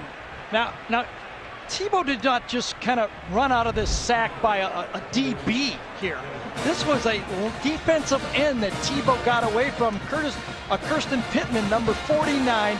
Another spectacular play by the Superman wears Tebow pajamas quarterback out there. Moore takes his shoe and heads to the sideline. On first down, LSU showing a blitz look. They bring 5, and Tebow, how about that, getting around Raheem Alem? My gracious. Back-to-back plays. The defensive end for LSU was unblocked. Back-to-back plays, positive for Florida. There you see it. Tebow 8, the running back 6. That's a little better balance. Harvin 2, the other wide receivers 3, but there's also been a drop in there. But by establishing the other wide receivers to begin with, Harvin has opened up over the middle. They did not start with Harvin. David Nelson is on the field as a wide out. He goes wide right with Murphy and Cornelius Ingram. The other two are wide left on second down and 5. Harvin goes in motion. Option play. Tebow will keep it and bangs his way close to the first down. Well, it's time now for it is going to be time. Eventually, it's always time for Aflac. The Ducks coming. Well, another drive. You know, we talked to Urban Meyer. We saw his quotes after the Auburn game, Vern, and he said our offensive line played their worst game of the year. They're on tonight. They're battling. They got a freshman guard in there, and he's matched up against the player of the year, Glenn Dorsey, a lot, and he's handling them pretty well. First down and 10 at the 42-yard line. That's Rutledge, the fullback, who sets up to the right. Here's Tebow. Again, he's got time. No good downfield coverage, so Tebow will tuck it and run out of bounds. Oh, that's a penalty. And that's a flag. Ollie Highsmith. Absolutely. Terrible play by Ollie Highsmith, right at his ankles, too. You can get fined in the NFL with a play like that. You could almost say intent to injure on this play. Tebow's clearly going out of bounds. Watch Highsmith go goes onto the ankles, he's onto the white, that's going to be an easy 15-yard penalty. Not going to get away with that. Nope. 2 flags just to make it a point of emphasis. Yep. So Highsmith flagged for the personal foul. And the ball will be marched. Les Miles and the other coaches were over there vehemently protesting, but no doubt about that. He had 1 foot inbounds. His other foot was going out of bounds. That's what he's saying. But when you dive from behind on a quarterback near the sideline, you're going to get it called. First down and 10. 3 wides to the right, 2 to the left. Ingram is the inside man to the left. Again, LSU with 4. The pass is dropped again. This is Andre Caldwell. That's the 2nd drop tonight. Well, as Highsmith made the tackle and the flag came out, watch Les Miles. Right, Pelini on one side, one ear, Les Miles on the other ear. It's not going to come back. They're not going to pick it up. Get the idea he's not inviting him to the gospel service. Right in his ear on that one. Yep. Boy, the empty backfield has given LSU problems in this football game. Auburn handled it pretty well. LSU has not. Here's Jared Faison in motion. Drew Miller with the indication of the count. Here's Tebow, and he wiggles his way to the 11-yard line. Craig Stelz and Kirsten Pittman with the tackle. This is the spread offense that we're used to seeing from Urban Meyer that he brought from Bowling Green in Utah. Bring receivers into the backfield, fake the ISO inside. It's a read inside. They're reading inside. Defensive end collapses that time. Tebow takes it, gets as much as he can, and gets the 3rd and short. 3rd down 1. Florida already with 161 yards in this ball game. 3rd and 1. Caldwell sets up. There's a wing to the left. Here's Tebow. Snap a little high. Bangs his way to the 10. That should be enough to give Florida a 1st down. I keep thinking about what you said at the beginning. Florida, despite its youth, will not be cowed by this crowd. Well, it's because even the freshmen were around the program when they played for the Southeastern Conference Championship, or when they went and played supposedly invincible Ohio State, and they heard about it for 2 weeks. Now for a week, they've been hearing about invincible LSU. They've got an earful. These are a lot of prideful guys, and they have accepted the challenge, and Tebow is playing spectacularly early in this game. 5 carries for 28 yards on this drive alone. It's 1st and goal, Florida. LSU brings 5. Tebow, it's tipped and falls to the ground. Tipped by Glenn Dorsey, number 72. Well, this Florida team lost to Auburn last year and then had an off week and defeated Georgia. They lost to Auburn last week, and then they get to come to LSU. Yeah, they had that off week to prepare, and we wondered, would it be any different without the off week? It doesn't appear. They are ready to play in this football game coming off a loss, but they can only tie last year. Right. I mean, they won every game, so it's not going to be as easy as last year. Of course, the national championship game would have finished off that great season last year. Tyson Jackson is the injured Tiger, the junior defensive end, number 93. Well, Jackson, Pittman, and Alem have had 3 shots at the quarterback, and they have not been able to bring them down. Not a sack in this football game. 10-7 Florida, time for the injury, and we'll be right back. Tim Brando in New York coming up with the Geico Halftime Report. Spencer Tillman and I will get you caught up on all of today's action, including the Red River rivalry. Oklahoma, Sam Bradford to Malcolm Kelly for the go-ahead score as they beat Texas. Now let's get you back to Florida and LSU. Back in Baton Rouge with 3:18 to go, first half, and it's 2nd down and goal, Florida. Gators with a 3-point lead. This is the 9th play of this drive. Percy Harvin in motion. Option play, there's the pitch. Harvin taken down harshly by Curtis Taylor and Ollie Highsmith. Curtis Taylor, the free safety. Bring the running back inside. Run the option. You got to take a hit. That's a hit that won't even show up for the stats. When you say Tebow ran the ball 17 times or 18 times and took all those hits, there's a hit that won't even show up in the stats. 10th play of the drive. They've gone 63 yards. And Florida looks at 3rd and goal. Got a good matchup with Ingram in the slot against the strong safety, McCray. Keyston Moore is wide left. Here's Tebow. Pumps, runs, touchdown, Florida.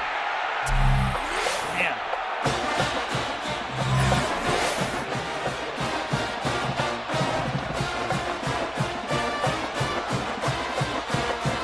I'll tell you, since Vince Young, I haven't seen a player control a football game like this. And Vince Young did it his senior year. This guy's a sophomore. Thus far tonight, Florida with a 10-play drive for a field goal, a 12-play drive for a touchdown, and a 10-play drive for a touchdown. The extra point by Joey Eos is good. He's got it all.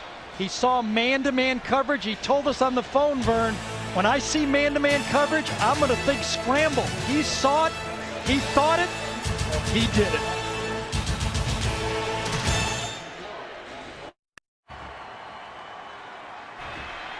.223 to go in the half. Florida gets the touchdown run from Tim Tebow, who has now carried 13 times for 44 yards. Well, there's no use counting carries in this game. This is a game you got to save yourself to lay it on the line, and this guy is a 400-plus pound bench presser. I could do that, but it took me 3 reps, 135 3 times. Well, he told us earlier this year that they won't. The strength and conditioning coaches will not let him lift more than 400. I know. They put the limits on him. Joe Eos kicks off. Trendon Holiday is the deep man, and he takes it 2 yards in. He will bring it out. There's a flag down on the near side. Holiday is dragged down by Joey Eos, young man who was a walk-on until this summer, and he was given a scholarship. He makes the tackle there on Holiday. Let's check the flag. I think it was a shoe. Oh, really? Yeah. Oh, okay. It wasn't even a yellow shoe either. I think it was just a shoe. Now, don't emphasize that. They got it out there. He just threw a shoe right on the thing. Boy, you hate when you throw a shoe. Exactly. It kind of brings a halt to the proceedings. Sure did on that one. 1st and 10. 17-7. Matt Flynn, handoff to Hester, comes right. Don't just watch the game. Get online and be part of the action with free college fantasy football at CBSSports.com. Find out more and draft your favorite teams today at collegefootball.com.cbs.com. Gain of 4, 2nd down 6. 1:49 to go before the break. And LaFell drops it on the left side. Take a look at the beginning of the last drive. Yeah, Gary. the 2 key plays were the first 2 plays. Watch Tebow gets rushed by Pittman. Should have been a sack for LSU. He gets it, makes a big play. The next play, nobody blocks the defensive end. He runs away from it, gets out of bounds, and makes another positive play. Sophomore. Mom and dad, missionaries, spend a lot of time. Tim Tebow, born in the Philippines and has made missionary trips down there. Did it for a number of summers in succession until he started his college football career. There's a pass out left to Brandon LaFell, and Joe Hayden makes the tackle. 1:39 to go. The clock stops as they make the change. 48 years ago, last time LSU played at home as a #1 team, they defeated Ole Miss 7-3. The next week, they went to Tennessee and lost 14-13. They've not played a game at home as #1 since then. And they trail here by 10. Jared Mitchell, number 87, with the catch and a 1st down. That's a gain of 18. Coming up at the half, we're going to go back to our New York studios. Tim Brando, Spencer Tillman will be along with the Geico halftime report. Not quite as many upsets this week. No, not as quite as many. But this is a great answer for LSU.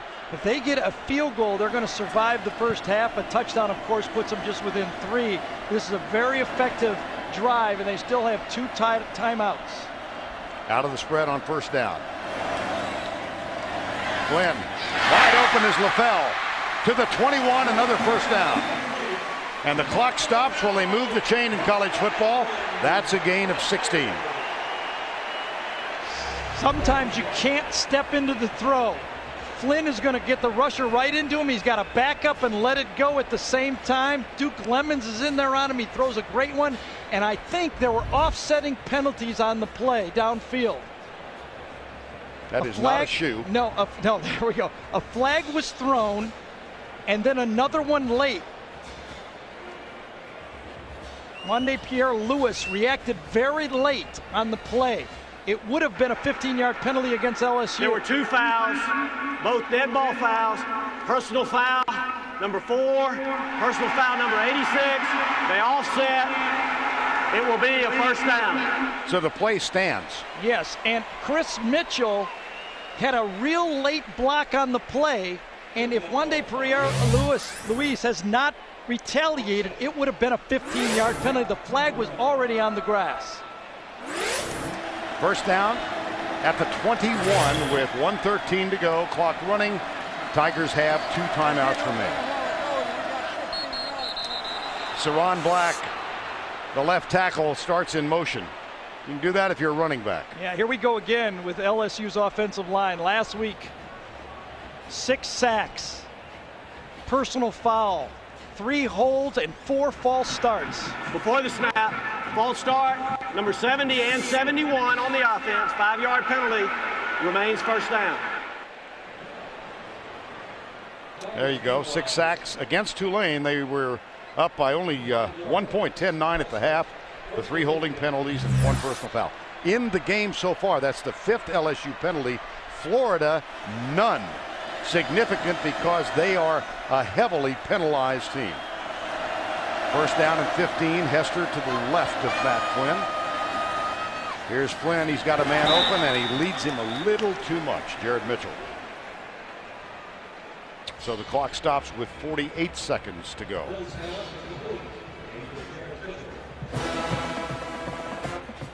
(17-7). 3 sustained drives for Urban Meyer's team. He came in here in his first year at Florida 2 years ago. His team was defeated 21-17, but that score not indicative of the matter of the victory. And after the game, Meyer held an all-night meeting with his staff, and they retooled their protection schemes. Second down. Pass is incomplete. Jared Mitchell. Dorian Monroe was in the vicinity, and no flag thrown. Spectacular read by Dorian Monroe, who's in the game for Tony Joyner. He's inside number 20, and he takes a bead. That's actually good coaching, to tell you the truth. That was his assignment. Fake the blitz and run outside for the wide receiver screen. Let's give that to Charlie Strong and get Greg Madison coming up with a scheme where he lines up over the center and runs out and looks for the wide receiver screen. They've got a key on this LSU offense right now. Well, at least on that one they did. 3rd and 15. They did it again. Here's the pressure. Flynn shakes the attempted sack, and he throws the ball away. It'll be 4th down. And Colt David will come on. Well, it was pressure from the outside. And Saron Black, their outstanding young offensive tackle, kind of gets beat to the outside, or they would have had plays downfield. Steve Mitchell, number 87, Jared Mitchell was wide open. But Matt Flynn did not have the moxie or the time or the inclination to look over there. Colt David missed on his only other effort outside the 40. That was a 42-yarder. Here's Flynn with the hold. The kick is up and wide right.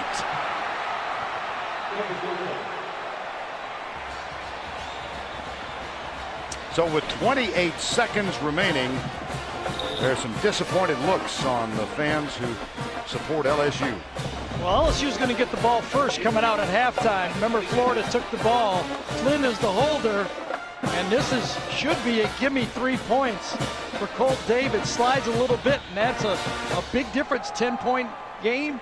Now they come out at halftime 10 down instead of within 1 touchdown or 1 score to tie the game out. Looked like he was going to hook inside. He thought he made it, didn't he? Well, he hit a straight shot instead of a draw. Yes, he thought he made it. Yes, he did. I'll tell you, spectacular first half for Florida. You have to hand it to Florida. They came ready to play. And they will head to the locker room up by 10 on those 3 sustained drives. First of the game resulted in a field goal. Second in the second quarter, a touchdown, and the third 10 yards. And they were led by the sophomore quarterback, Tim Tebow. 17-7, the defending national champions lead the top-ranked team in the country.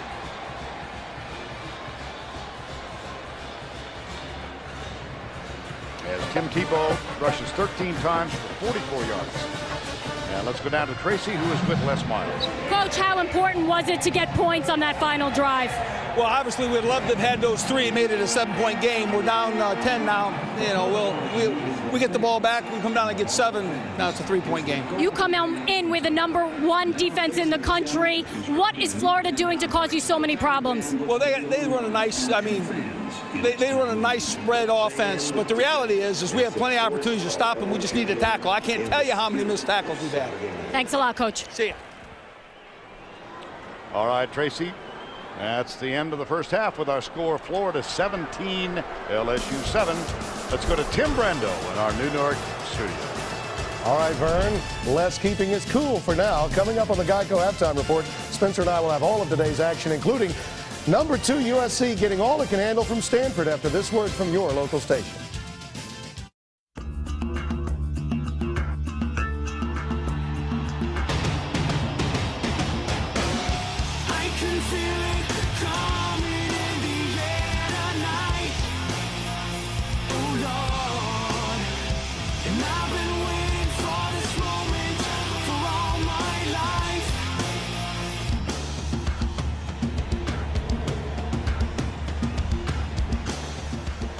We start the third quarter. Vern Lundquist, Gary Danielson, and Tracy Wolfson. A record crowd here in Death Valley tonight.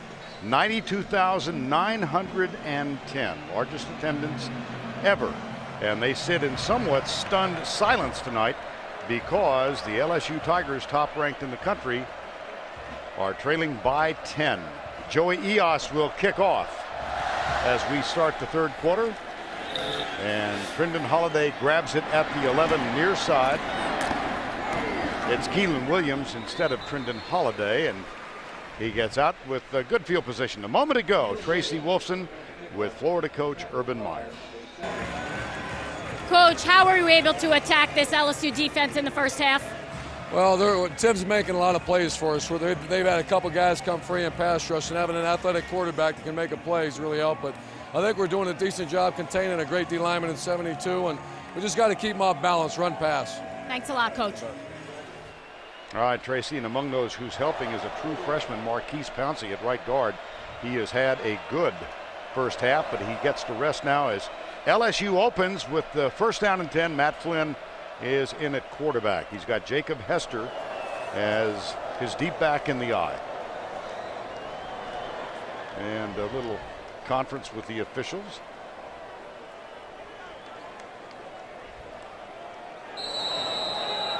Whatever it was, it has been decided. First down, Flynn. LSU trailing by 10.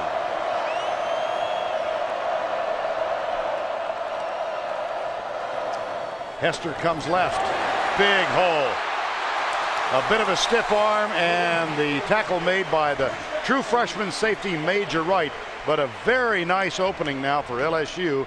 But let's talk about the defensive side for LSU, though. They wanted to keep Florida off the field, and they've not. No, they haven't. In fact, I wrote it down to make sure I got it right. Coming into this game, LSU had 30 of 65 possessions when their defense went out there, when they produced a 3 and out. In this game, 4 possessions by Florida, 3 of them have been 10-plus plays that led to a score. Florida is keeping the ball with play action and Tebow plays and missed tackles and all the things that Les Miles talked about at halftime with Tracy. On first down, it's Hester again. He gets to the 50-yard line. And we'll take a look at the halftime stats. Fairly even. Pass yards for LSU, 102. Total yards, 177 to 170. Look at this. No penalties for Florida. To the highest penalty. Florida is averaging 10 penalties a game in the Southeastern Conference. 3 games, they've had 30 penalties, none in the first half. Charles Scott is the running back. Second down. Here's Flynn, little flip out to the right side. And that's going to be good to Scott. He's out of bounds at the 44-yard line, short of the first down. Well, there is plenty, obviously, plenty of time in a college football game. The number of plays that are being run, there's probably going to be 6 possessions for LSU in the second half. If they put some points here on the board, they will be feeling good about themselves. Third down and 2. Well, Les Miles told Tracy at the end of the first half, we'll get the ball, we go down, score 7, it's a 3-point game, and we're right in the thick of it. First, they must convert, and they do. Hester to the 41-yard line. Tackle made by Dorian Monroe.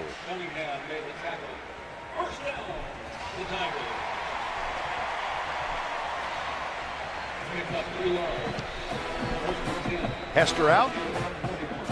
Keith Singer, the tight end, is also out. Charles Scott comes on. He's played surprisingly more than Keelan Williams tonight. He's a breakaway guy. He leads the teams in touchdowns for them. Maybe more of a home run hitter even than Keelan Williams, and a better receiver, I think. High formation. The toss goes to Scott. He goes right. Contact at the line. He breaks for an additional 2 yards. Well, last week, a stunning day in college football with 5 of the top 10 being upset. USC leading Stanford, but only by 6. California with a bye. And you see Wisconsin with the country's longest winning streak. Lost today to Ron Zook in Illinois. And of course, earlier Kentucky lost to South Carolina, so 2 more teams are going to drop out of that top 10 right there, and that makes room for, if Florida wins this game, they're going to move up to 5 or 6 in the standings, and they'll be in play still for the national championship. Here's Flynn. He fakes the ball in the handoff and runs into Brandon Spikes. This appears to be short of the first down. Brandon Spikes, Gary mentioned, replacing Brandon Seiler at the middle linebacker and the leading tackler on this team. Well, that's what Matt Flynn is not able to bring to the offense that he started out this year when he played against Mississippi State. He's a 4'6" guy with a good ankle. His ankle's getting better. It's still not 100%. He's obviously not 4'6". 3rd and 1. Hester appears to have the first down. They move the chain again. Now then, the much anticipated appearance of the trivia question. Here's the question. In what year did LSU attain its first #1 ranking, and whom did they defeat to move to #1? All right.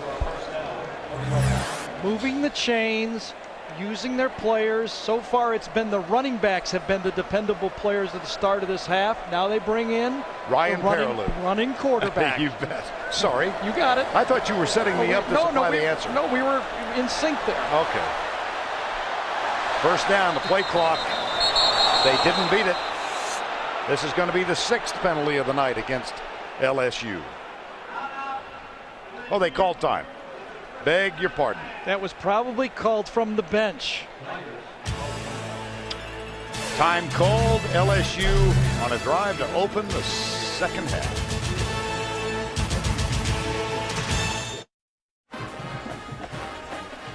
Third quarter opening drive. LSU down by 10 at the half. The current standing, South Carolina now 3-1 in the conference. Florida 2-1. So how big is this game tonight? Kentucky and Tennessee, 1 defeat each. Georgia 2-2. They were thrashed by Tennessee today, and then comes Vanderbilt. Tennessee's a Florida fan. They want Florida to lose this game. They're an LSU fan because if Florida loses, Tennessee will control their own destiny. Philip Fulmer's bunch looked terrific, and especially in the first half today. Now Keelan Williams and Ryan Perilou are in the backfield. Here's Perilou, handoff Williams, and he's stuffed on first down. Brandon Spikes, number 51, made the tackle. He sure did. That was a great play, stuffing that one by Spikes. Well, you can see what Les Miles went in at halftime and challenged his team. They come out here, that's 8 plays, 7 of them have been runs. The only pass was a little flare to the outside to a halfback. They challenged his offensive line, did Les Miles, and said, we are going to run right at these guys. We are going to make first downs, and then we're going to score. Charles Scott, Jacob Hester. Hester plays both fullback and tailback, and he's now the short back in the I formation. Second down. Here's Flynn, comes left. Whoops, receiver appeared to have fallen. Down. Yeah. Sure did. Terrence Tolliver. Well, a record crowd, Death Valley, Tiger Stadium, Baton Rouge. LSU football on a Saturday night, and the LSU Tigers last lost on Saturday night at home 24 games ago, 2002. Florida scored on its opening possession of the night. They've had 3 drives in excess of 10 yards, 2 touchdowns and a field goal, and Les Miles finds his team ranked number 1 in the country, trailing by 10. 3rd and 10.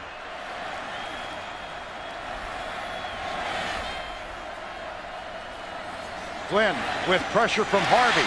Gets it underneath to Demetrius Byrd as Derek Harvey, who leads this Florida defense in sacks, was right there. How about Major Wright, throw a true freshman back there, closing on Byrd and making this play. 3rd and long. Harvey's going to come clean. They bring 6 guys. Nobody can block him. This is a hot. Major Wright comes up and makes the tackle. Major Wright's playing because they say at Florida that he tackles like a young Reggie Nelson. You see that sure tackle right there. Another huge try for 3 to get it a 1-possession score. Right hash mark, Colt David, who is 8 of 11 for the year. From the 41-yard, it's a fake, and Flynn picks it up. How about that? Another one. The key play in the win over South Carolina was a flip from Matt Flynn to Colt David, and they run the fake, and Flynn picks it up. He missed one. Now remember, we had a lot of questions about this. I wish I would have brought it up last week, but I'm going to make amends. The holder can have his knee down. You simulate the fake, you're allowed to get up. It's the only time your knee can be down, and you get up and run the ball. Les Miles dials the fake and gets the play. Flynn with the run out of the fake, a first down. And now Flynn is under center. 1st and 10. Come left, Jacob Hester to the 13-yard line. Well, 2 weeks ago, I think still the best fake field goal, Gary, I've ever seen. Well, it was just so nicely put up. We said, wow, it's a little wet. What are they going to do? Can they kick it? A little flip over the shoulder. And Colt David shows that he's got the speed that takes it into the end zone. Kind of finished off the game last week, didn't it? This one might get him back in the game. This one, kind of an off-tackle play from Flynn, and he takes it. And, might not be 4-6, but he was fast enough. 2nd down and 5. Perilou is back on as quarterback, and he'll take the snap 5 yards back and do his best to emulate Tim Tebow. He runs left and is stopped at the 10-yard line.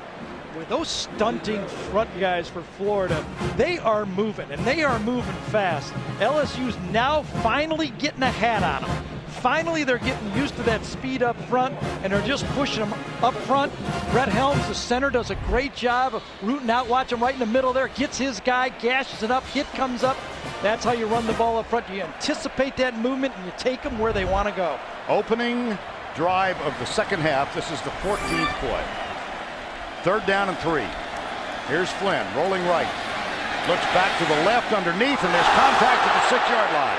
That is going to be pass interference, the play intended for Richard Dixon. Joe Hayden was in perfect position on the play. Florida smelled this play, throw back to the tight end, a play that LSU has used earlier. Number 12 on the defense. The penalty will be enforced at the spot of the foul. Automatic first down. I thought it might be intercepted when this ball was thrown. Joe Hayden was right in position. Ball's thrown. He could have stepped inside and got it. You can see he hits Dixon way early. A little bit of panic by a young player. A smart corner right then, or maybe a more experienced corner, would have ran right underneath that and picked it off. Matt Flynn helping the official just in case there was hesitation. There's the point we've made, 49 team penalties, and tonight that is their first. Perilou is back in. First and goal, LSU. Timeout, LSU. Oh, did they get time called? Was it called? Yes, it was. I think it was Bo Pelini ran down to the 5-yard line to call a timeout. He did not like his group in there, but that's already 2 of them by LSU. They want these points.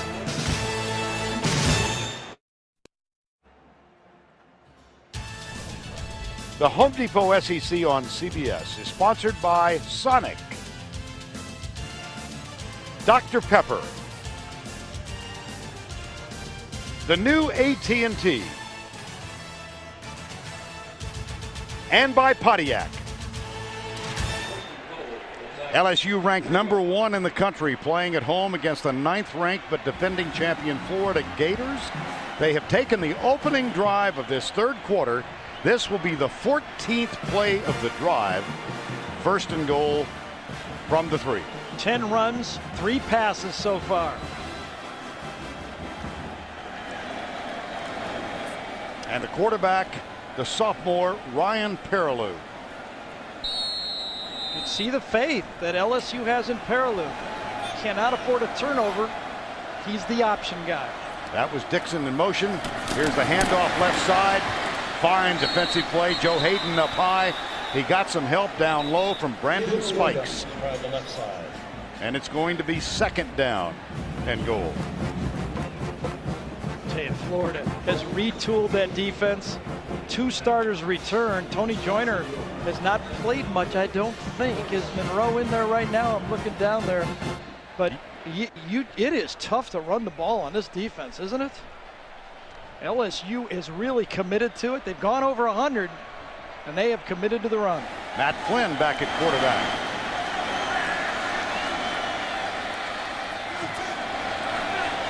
Second and goal. Little cross left side. Keelan Williams strolls in for the touchdown.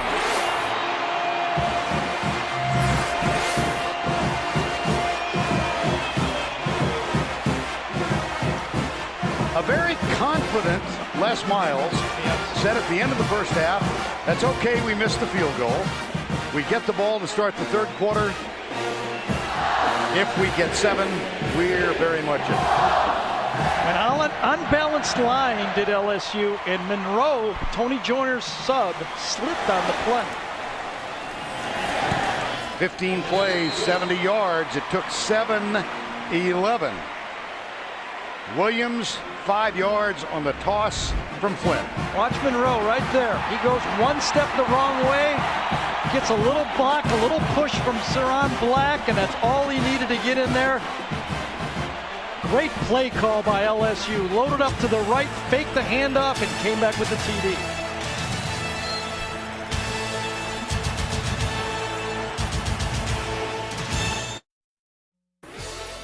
Tim Brando in New York. Stop the presses. 4th and 20. Stanford's Tavita Pritchard. A backup quarterback to Richard Sherman. That's on 4th and 20. Then on 4th and goal with time winding down, Mark Bradford. Touchdown, extra point good. A team that was 1-11 a year ago. Jim Harbaugh's club wins over #2 USC. Shake it up again, Vern. All right, Tim, that is astounding news. And while we were away, the score was announced. Here, watch and listen to the reaction. This is in reaction, part of it, to the announcement on the public address, and on the sidelines, this LSU bunch went berserk. And so did he. Or she. Oh, we're having another Richter moment here, aren't we? Oh, is there an earthquake somewhere? Look, decibel levels you got, dial tone. And then they announced it. Look at that thing go up into the hundreds when they announced it. You know what? Just shows you it's a national game in October. And the kick. Brandon James gathers it in at the 8. And taken down at the 24. Well, let's go down to Tracy on the sideline. Trace? Guys, how loud can this place get? Well, there's no decibel reading. But in 1988, in a come-from-behind win over Auburn, 80,000 fans jumping up and down actually caused an earthquake, a 3.5 on the Richter scale. Many refer to that day as the day the Tigers moved the earth. Guys, there's over 92,000 today, so brace yourself. I can hear them. I can feel it. First down, Tebow and the Gators lead by 3.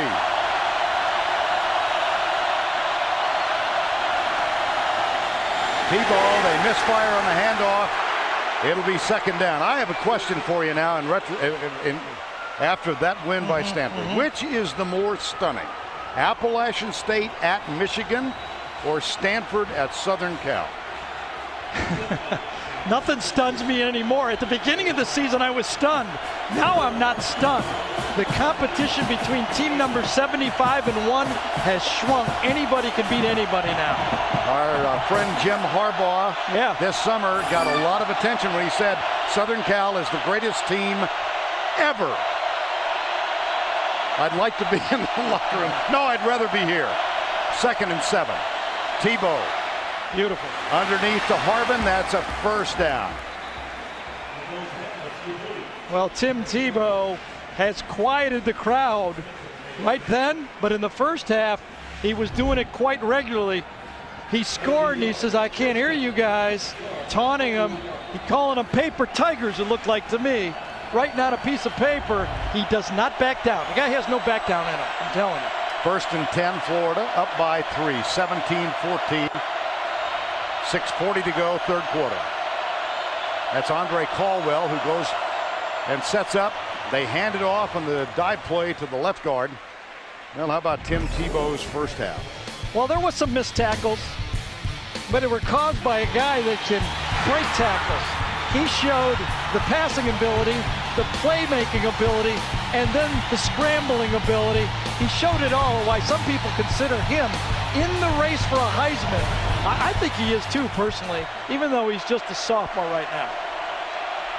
Well, he becomes very much a part of the conversation if Florida wins tonight. Yeah, he's got 11 guys in front of him that are trying to keep him from that one tonight.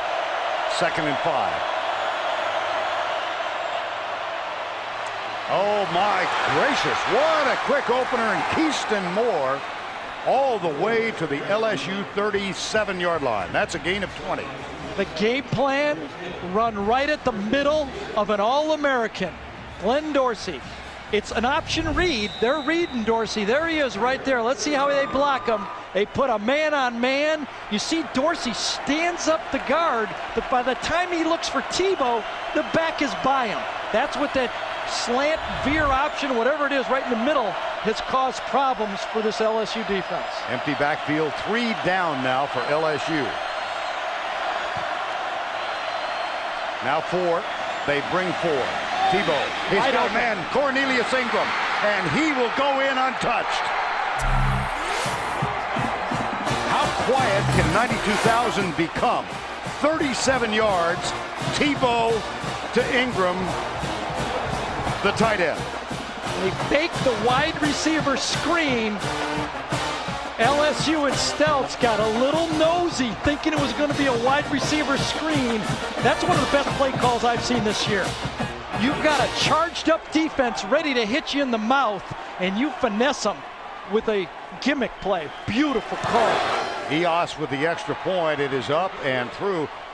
Well, let's talk about a counterpunch. Florida comes right back. You bet. Here it is right here. Ingram's going to come out, gets into the backfield. You see everybody nosed up to the middle of the field. They think it's a wide receiver screen, and Ingram walks in. I mean, I had to almost interrupt. He was open 1 second into the play by 50. He looked like the first guy out for practice. He was so wide open on this one. Look at Stelz coming up. Shocking. Boy, did they answer that noise and that crowd.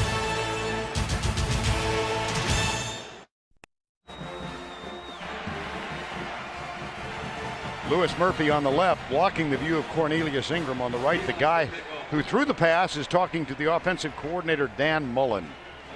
And a stunned crowd now, so delirious with their team's score. And here's the unbalanced offense, Gary. Yeah, it was before. Remember, there were rushes by Tebow was 3-1. Now it's more respectable. They're establishing that running back up the middle. I thought the key play of that drive was that run right up the middle by Moore. That shocked LSU. What an answer by Florida to this crowd and this great defense. Joey Eos kicks it to the near side, taken by Keelan Williams at the 16-yard line. Now he's got a little bit of room. Now he's got more room. And now the room has disappeared. Well, Cornelius Ingram came to Florida as a two-sport athlete. He was All-State in both, and this was in his freshman year as he played for the Gators, and he was quite the player. He got a little bit of time off the bench. I saw him play against Villanova in the Midwest Regionals, and here he is against tonight. Yeah. You know what I think, Vern? If you can get a uniform for Florida, you're a good basketball player. Yeah. Let alone get off the bench. That's why I call him the freak. He's a mismatch. First down and 10, LSU. Trailing again by 10. Left side, Hester. And now let's go back to the studio for this Liberty Mutual update. Here's Tim. All right, Vern, we told you what happened in the Coliseum. On the other side of town at the Rose Bowl, it's UCLA's McLeod Bethel-Thompson fumbling. Maurice Crum is going to ramble 33 yards. This after a Jimmy Clausen 1-yard touchdown after a Bruin turnover. Don't look now. Notre Dame may win a game. They're up 20-6 with a minute and change left in the third. Oh, boy. Now that's shocking. No, that's not fair. Second down and 5. Here's Flynn. Deep right side, man coverage, incomplete. He led Brandon LaFell, but pretty good defense by Joe Hayden, number 12. Well, let's talk about this number 1 ranking. Here's the trivia question answer. In what year did LSU first obtain the number 1 ranking? That was a few years ago. 1958, when they won the national championship. They defeated Florida 10-7. Paul Dietzel was the coach. Charlie McClendon was the defensive coordinator on that team. Later became the head coach at LSU, the much beloved head coach for 18 years. Third down, Flynn. He's got LaFell. He's got a first down at the 45 of the Gators. Brandon LaFell has had a couple drops, but he has to be their go-to guy. Florida's playing what they call a robber defense with a safety in the middle of the field. The slant pass is the one you want before he gets there. Very nicely delivered by Matt Flynn. Moses Jenkins, who is not to be seen, whose name is not to be seen anywhere in a 3-deep distributed by the Florida Gators, made the tackle. Moses Jenkins. They brought them all. First down and 10. Oh, right side, Jared Mitchell. He's had problems with drops recently. Well, hard to believe, but we talk about a two-sport star for Florida. Jared Mitchell's the starting center fielder for a pretty good baseball team. You know what team that is? LSU. Gets physical right there, and then he just drops the ball. Of course, you know, when you're playing center field, there's not a lot of guys tackling you after you catch the fly ball, right? There's the baseball field. It's on Skip Bertman Drive, the athletic director for the last 6 years, and 5 national titles as the baseball coach, one of the great ones in the history of college baseball. Here's a footnote of that as Charles Scott goes right. We had a chance to spend some time with the Bertmans, Skip and Sandy, the other night, both of whom are here. Sandy Bertman is a graduate of Florida, right? The University of Florida. She said, no divided boils. No, not tonight. Nope. Dustin Doe made another hit. I'll tell you, spikes in Doe, 51 and 32. Our two linebackers, very young linebackers, both sophomores, but both making plays. LSU has a 3rd and long. Flynn's in there. 4 wideouts and Hester. 3rd down 9. Gators are blitzing. Batted back. Knocked down by Jermaine Cunningham, number 49. 4th down. It was an all-out blitz, and you can't pick it up. There's not enough guys. 7 people come, only 6 people are blocking. Nobody can block the defensive end. You have to get rid of it. Cunningham knew it, got up in the air, and knocked it down. Brandon James will go back to await the punt of Patrick Fisher. Brandon James, sophomore. Maybe. Yeah, that's right. He has an 83-yarder return for a touchdown against Tennessee. This one high, deep, and it takes Florida bounce. It'll be a touchback and come out to the 20-yard line, and that gives us a chance to go back to New York. Once again, here's Tim Brett. Vern, as you know, Texas A&M coach Dennis Franchione under fire this week. His team also down 17-0 at one point. One of the many criticisms of the coach not getting the ball to Jaworski Lane enough. Well, that touchdown gives the Aggies a 24-20 lead against Oklahoma State. Let's get back to Vern. Yeah, sure. All right, Mike Gundy is drawing some attention as well, the Oklahoma State coach. 1st down and 10, Gators leading by 10.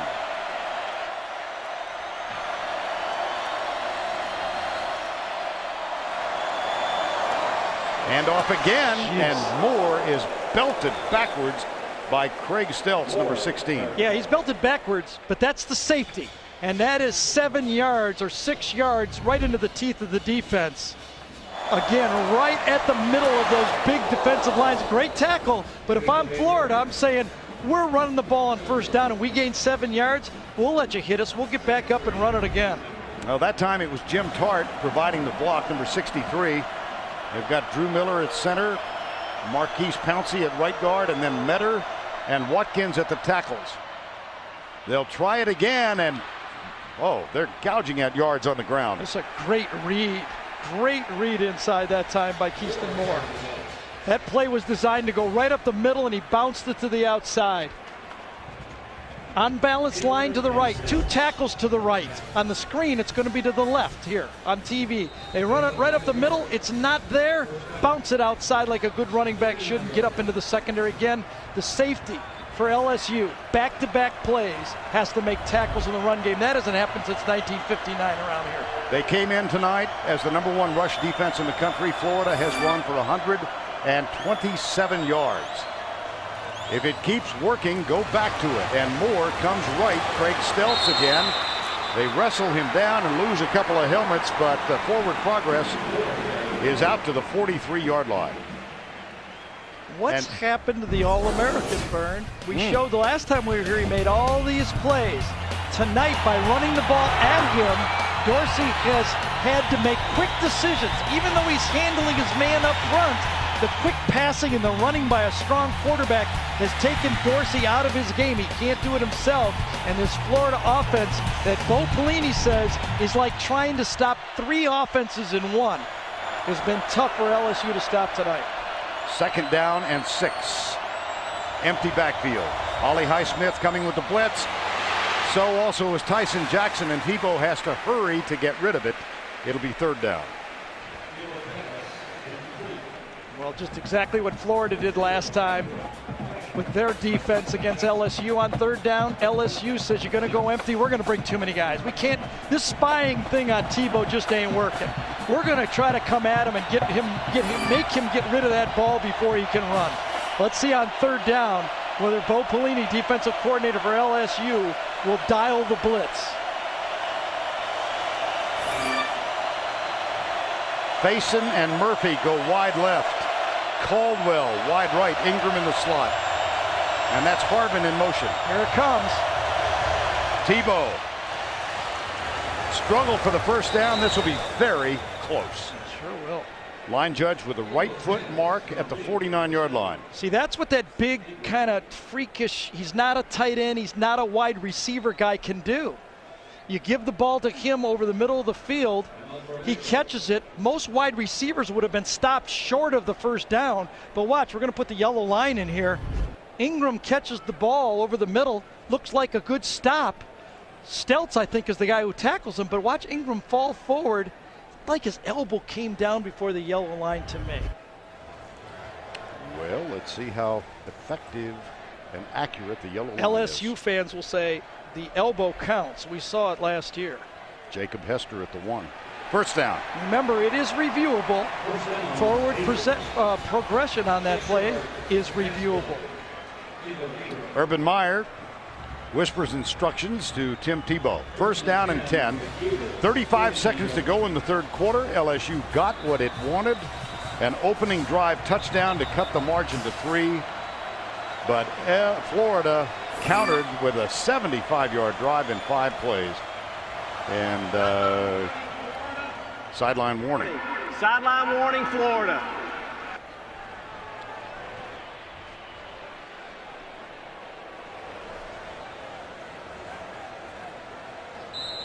Well, Urban Meyer can smile about it.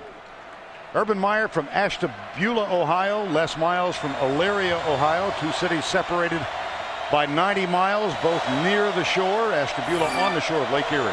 First down and 10.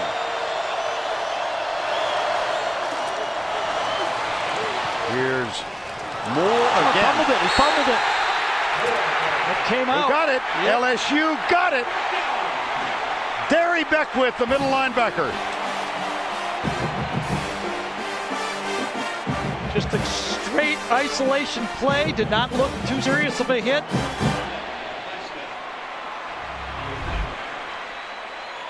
Right from behind. It's tackled from behind. Ollie Highsmith there, clearly out. Ollie Highsmith, Alem from behind got him a little bit. I don't know what shook it out. Alem from behind. Highsmith reaches in. Ball pops out. Beckwith gets it. Turnovers now even at 1-1. That's the first time Florida has given it up tonight. And with 10 seconds remaining in the third quarter, LSU has the ball at the 50. Hester, 3 yards at left guard.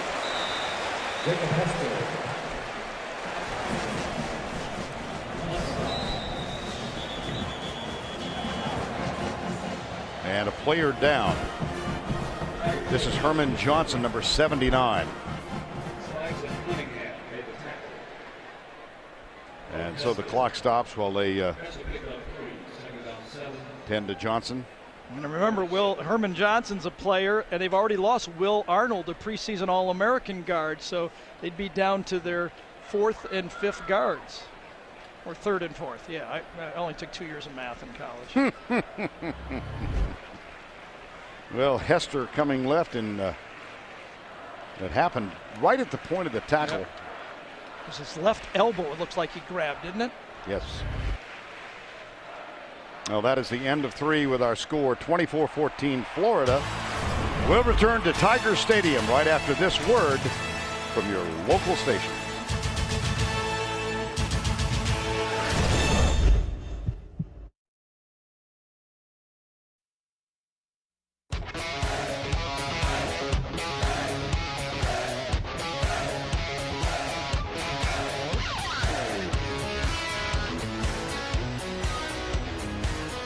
Death Valley on a Saturday night. The LSU Tigers ranked number 1 in the country at home against the defending national champions. But LSU finds itself trailing 24-14. They open up with a 2nd and 7 at the Florida 47, and Ryan Perilou is back in at quarterback.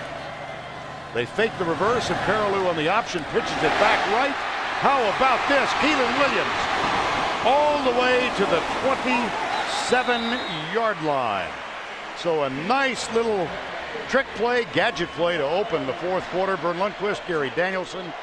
This Florida team with such great determination, they come right back, but we've still got a heck of a ball game. Oh, we sure do. And you know, LSU now is going to empty the playbook. You know, Perilou's going to be in there, Flynn's going to throw it. They do not, to me, seem to have the downfield throwing game. They're missing early Doucette in that phase. Let's see if someone else for LSU can get them a big play. That's what I think they need right now.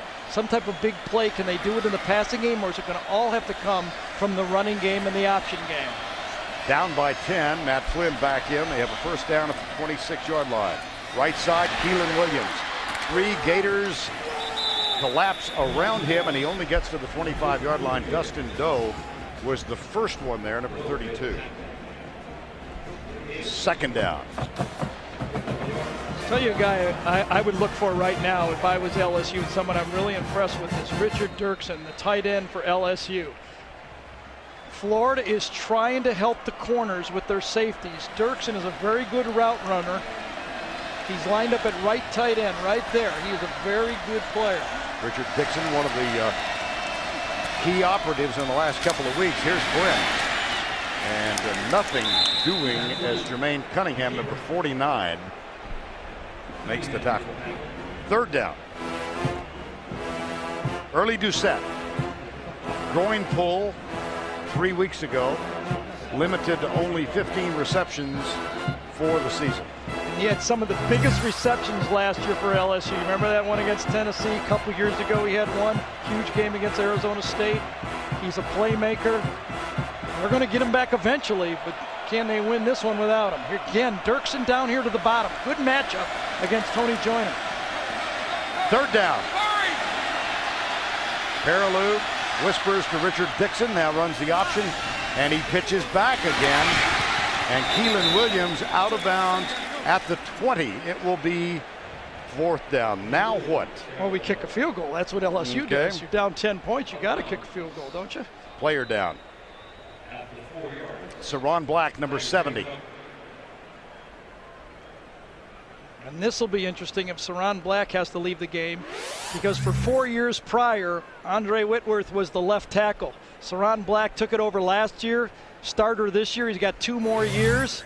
No one's played left tackle for LSU but Whitworth and Black for the last 6 years. Well, Saron Black, sophomore out of Tyler. Time has been called, and we'll be back in a moment. And now it's time for our Geico scoring recap. Opening drive of the game, EOS from 32 yards out, Florida up by 3. And then Keyston Moore, 2-yard reception from Tim Tebow. It was 10-0 Gators. Ryan Perilou, a 1-yard touchdown run, and it was 10-7. Then Tebow countered with a 9-yard touchdown run. 17-7. LSU opened the second half with Keelan Williams' 4-yard touchdown run. But then Cornelius Ingram, with what is the key play of the game thus far, a 37-yard touchdown reception. And now trailing by 10, Colt David is on for the field goal. Look what's happened now. Florida, because of the fakes, is going with a field goal safe. They're keeping a safety back, and they're conceding the 3. Flynn, who ran for a first down out of field goal formation in the third quarter. Snap is down. The kick up. No good. Flag down. Oh, my. Flag down. Usually it's holding in that situation. One of the wingers held the guy. Got to decline it. Got to decline it. Steve Shaw. Holding for 51 on the offense. The penalty will be declined. It'll be first down for Florida. Jacob O'Hare, the man who snapped it. Right over the center that time. And 2 missed field goals. Now it's not a one-possession game. It's a perfect drive, no points. When it's people who do the right thing, they call it being responsible. When it's a home insurance company, they call it Liberty Mutual. Responsibility. What's your policy? Liberty Mutual. The Home Depot SEC on CBS is sponsored by Miller High Life, the Home Depot, the Nissan Titan, and by Liberty Mutual.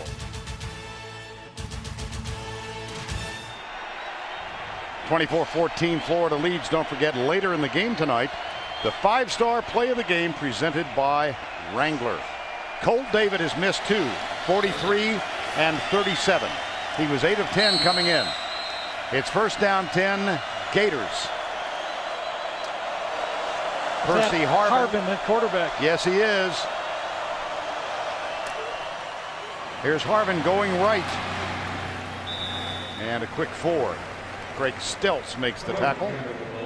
Another one of those plays that kind of came from last year's college football season when Darren McFadden ran that Wildcat formation a year ago. It's now called the Wild Hog, and teams started to notice that we can put different guys back there. That time, Tebow went out and played wide receiver, and you snapped it to another playmaker. Now Tebow is in the quarterback slot, 5 yards back of Drew Miller.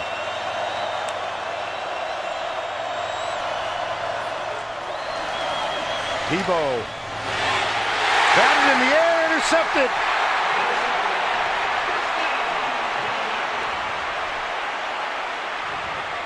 Tebow picked off for only the 3rd time this year. Kirsten Pittman.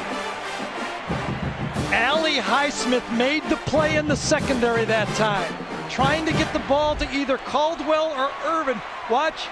Oh, it actually hit somebody's head, did it? It hit Ingram's helmet. It hit Ingram's head. It's exactly what happened. Trying to throw the ball to the second level to Caldwell, it hit Ingram's head right in the helmet. There were a pair of 7s there. I thought it was Highsmith. It hit Ingram in the head. This time, LSU must put points on the board. Last time with the turnover, they got nothing. This time, they must put points on the board. Second Florida turnover of the night. There's the reverse. Left side, Trindon Holiday inside the 15, out of bounds at the 11.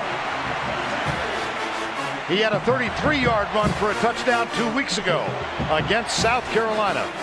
Well, I'll tell you, Florida thought they had the angles, but no one has an angle on number 8. Cunningham, number 49, says, I think I got him. No, I don't. We're fast, but nobody's that fast. Major Wright made the tackle, but not until after a big play. First down and 10 from the 11.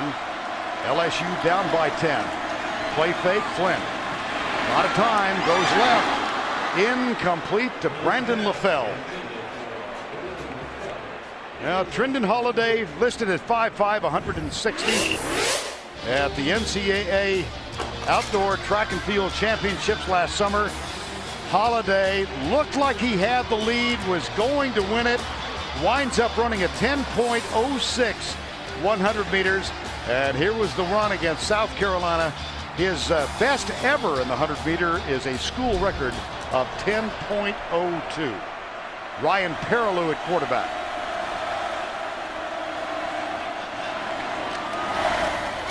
Keelan Williams to the 5. Down at the 3.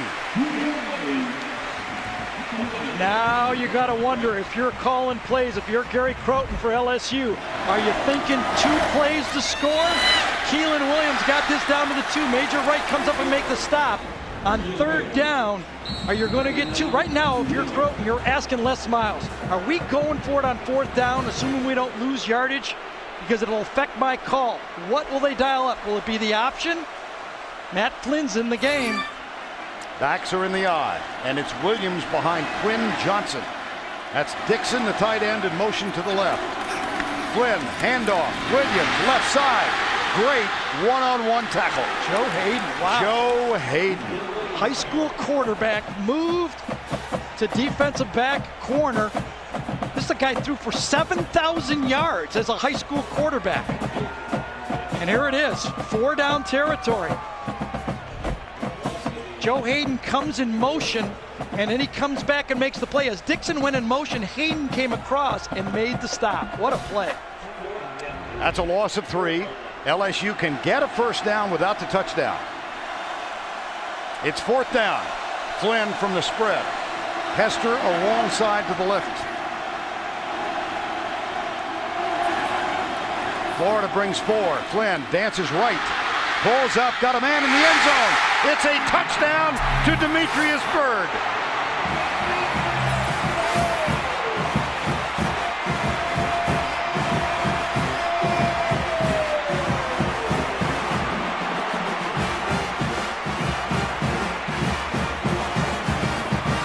college transfer, second touchdown for the Tigers in his first season in an LSU uniform. Just exactly the way Tebow ran out, held onto the ball, and pitched it late is exactly the same thing that Tebow did. Colt David will attempt the extra point. The margin is 3. Watch Matt Flynn. He's got nothing early. Then he starts to run. Brandon Spikes comes up, number 51. That allows Bird to be right behind him. When you scramble, Joe Montana started it. When he scrambled, he kept his eyes up. They teach him all the same thing now. And Flynn said, I did it exactly the way I was coached in practice. Well, Tim Tebow will get his chance next. Last 2 possessions, Florida has turned the ball over. First with a fumble, and now a pass. The ball's not around. A little bad break for Florida, bounces up, and good athletes for LSU. Second turnover, Pittman gets it, leads to this play. There's Bird right there. The watch, Spikes back in the bank. Flynn takes it, nobody open early, but as he scrambles, up comes Spikes, opens up the receiver, and that led to it. When you scramble, you keep your eyes downfield. Tebow did it early, Flynn did it late. 3-point game. 24-21 Gators. Tim Tebow for the night, 145 yards. His third pick of the season. Now the second of 2 kickoff men for LSU. This is Andrew Crutchfield, number 39. They use 2, and Crutchfield kicks it left side. Brandon James. Oh, wow. Did he stay in bounds? He did. How about that? Side judge or back judge was right there. Yes, he was. Watching it from behind. He hopped twice with his right foot. Did he step out? Remember, this is reviewable. No. No. Let's see the next one. Ooh. Ooh. Well, look at, there's the referee right there. Let's see. No, he did not. No. He did not go out of bounds. I don't know if the third one went out, but the first 2 didn't. And again, the official with a really good view. Yes, he was. They're going to review it, Oh, though. they are. Okay. Every play in Division I is reviewed. It's going to be tough for Les Miles to call a challenge. He only has 1 timeout left. Right. And if he loses the challenge, he's out of timeouts. Yeah. Is he challenging? He's burning his last timeout. Timeout. There's a challenge by the LSU team. Oh, that's a big gamble, I think. Burning your last timeout. Remember, 1 look. He's his foot out of bounds. You can see the referee is watching it right there. Steve Shaw right on the sideline. He's right there. He's There's right a on the blow-up. sideline. No white there. 1 more look. I don't think his heel came down on that one, and I don't think he was out of bounds there. I don't see anything. I don't see any marks in the white. Do you? You know, like chalk marks in tennis? Nope. 1. 2. Yep. That's okay. John McEnroe wouldn't argue with that one. Nothing wrong there. Was his heel out there? I don't think so. I don't think there's enough. There's not enough to overturn it. I think there's enough to say you can't overturn it. Right. Well, the shocking thing here is that yes, out of timeouts. LSU, if they lose this challenge, will be out of timeouts with 10 minutes remaining in the ball game. And remember, the play was already reviewed. It was being reviewed. So Les is saying, I want you to review yourself, basically. Replay official from the SEC is Doyle Jackson. And, well, Miles can manage a smile. Steve Shaw, as they continue to look at this. Don't underestimate the role that the head coach makes in modern college football. The decisions they make leads directly to strategy plays throughout the game. Just to reiterate the point, every play is reviewed in college football, but they were not going to stop play on this one until Les Miles said, I want to challenge it. Well, they are taking a long time. 1, 2, 3 and one more. His right comes down, one more. That's the last one. We hear from the truck that that's the one they think is closest to the line. I don't see any mark in the white, though, left on the white on the play. Who knows? Here's another point. We're talking about a difference of 7 yards. Right. 7 yards. 7 yards. Right. Is that worth a timeout? Losing the timeout? I don't think so. Les's heart is beating right now, isn't it? Oh.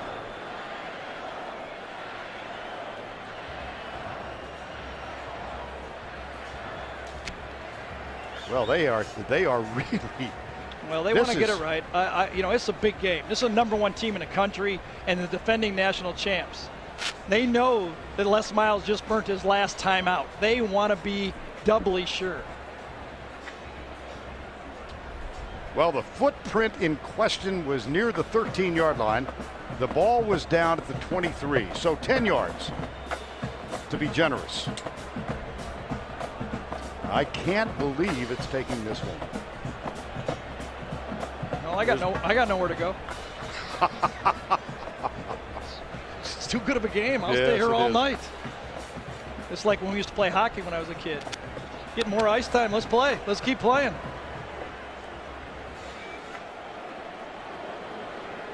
We're going on 3 or 4 minutes now. I just wonder what's being written down out there. What could possibly be written down? He's either out of bounds or not. Here's Steve Shaw. After review, the ruling on the field is reversed. He was out of bounds at the 14-yard line. Please reset the clock to 10 minutes and 14 seconds. 10-14. I still think it was a huge gamble. Of course it was. It was a 7-yard play, but he got away with it, and that's the decision that could change the outcome of the game. That's the one, obviously, the last one. Yeah. He rolled the dice, didn't he? Whoa! 9-yard difference. I'll tell you, it's time for Glenn Dorsey to make a play now. He's an All-American. He has to just dominate. He won't on this play. He is cut down, and the pass is complete to the 20-yard line to Percy Harvin. 24-21, and LSU keeps its lone timeout. Under 10 to go. 13 plays, 2 turnovers will do that. Remember, Florida was driving with a 10-point lead when they fumbled. Second down from the 20, Tebow. LSU brings 4 this time. Tebow gets rid of it, and Ollie Highsmith and Cornelius Ingram almost inseparable in that play. The rhythm, look at Glenn Dorsey. The rhythm passing has taken Glenn Dorsey out of his game. They've hit just enough of a body on him. Tart does a nice job of pushing that guy around that time, and Dorsey says, I can't quite get there. Now what do you do to Tebow? Do you come after him? Do you blitz him? Do you take him the ball out of his hands, or do you play coverage? 3rd and 4. You do not blitz. Tebow drills it. There's no contact. It's incomplete. 4th down. Derry Beckwith, number 48, the middle linebacker, and Curtis Taylor. Well, Murphy obviously thought he got bumped from behind on the play. Good protection. Tebow has time to throw it. Throws a bit of a knuckler. All you can see, coming right from behind, Curtis Taylor came through Murphy on the play. In the loss last week at home against Auburn, Chaz Henry shanked one, 25 yards, to set up the winning field goal. He's back to punt now. Chaz Henry, the freshman out of Dallas, Georgia. Fair catch. Called by Chad Jones. And the Tigers of LSU, ranked number 1 in the country, get the ball back. 9 minutes and 20 seconds remaining. They've got the ball at their own 35-yard line. We told you it had the promise of something special. Death Valley on a Saturday night. LSU unbeaten at home on its last 24 Saturday night games. They trail Florida by 3. They have not led in this ball game. And the top-ranked team in the country, relishing the fact that Southern Cal got knocked off tonight, now has a chance to go ahead. Cable Cam is sponsored by Fantastic Four, Rise of the Silver Surfer, available on DVD today. Well, there have been some fantastic plays in this game, but one during the timeout, Tony Joyner was standing in the middle, really, of the LSU huddle.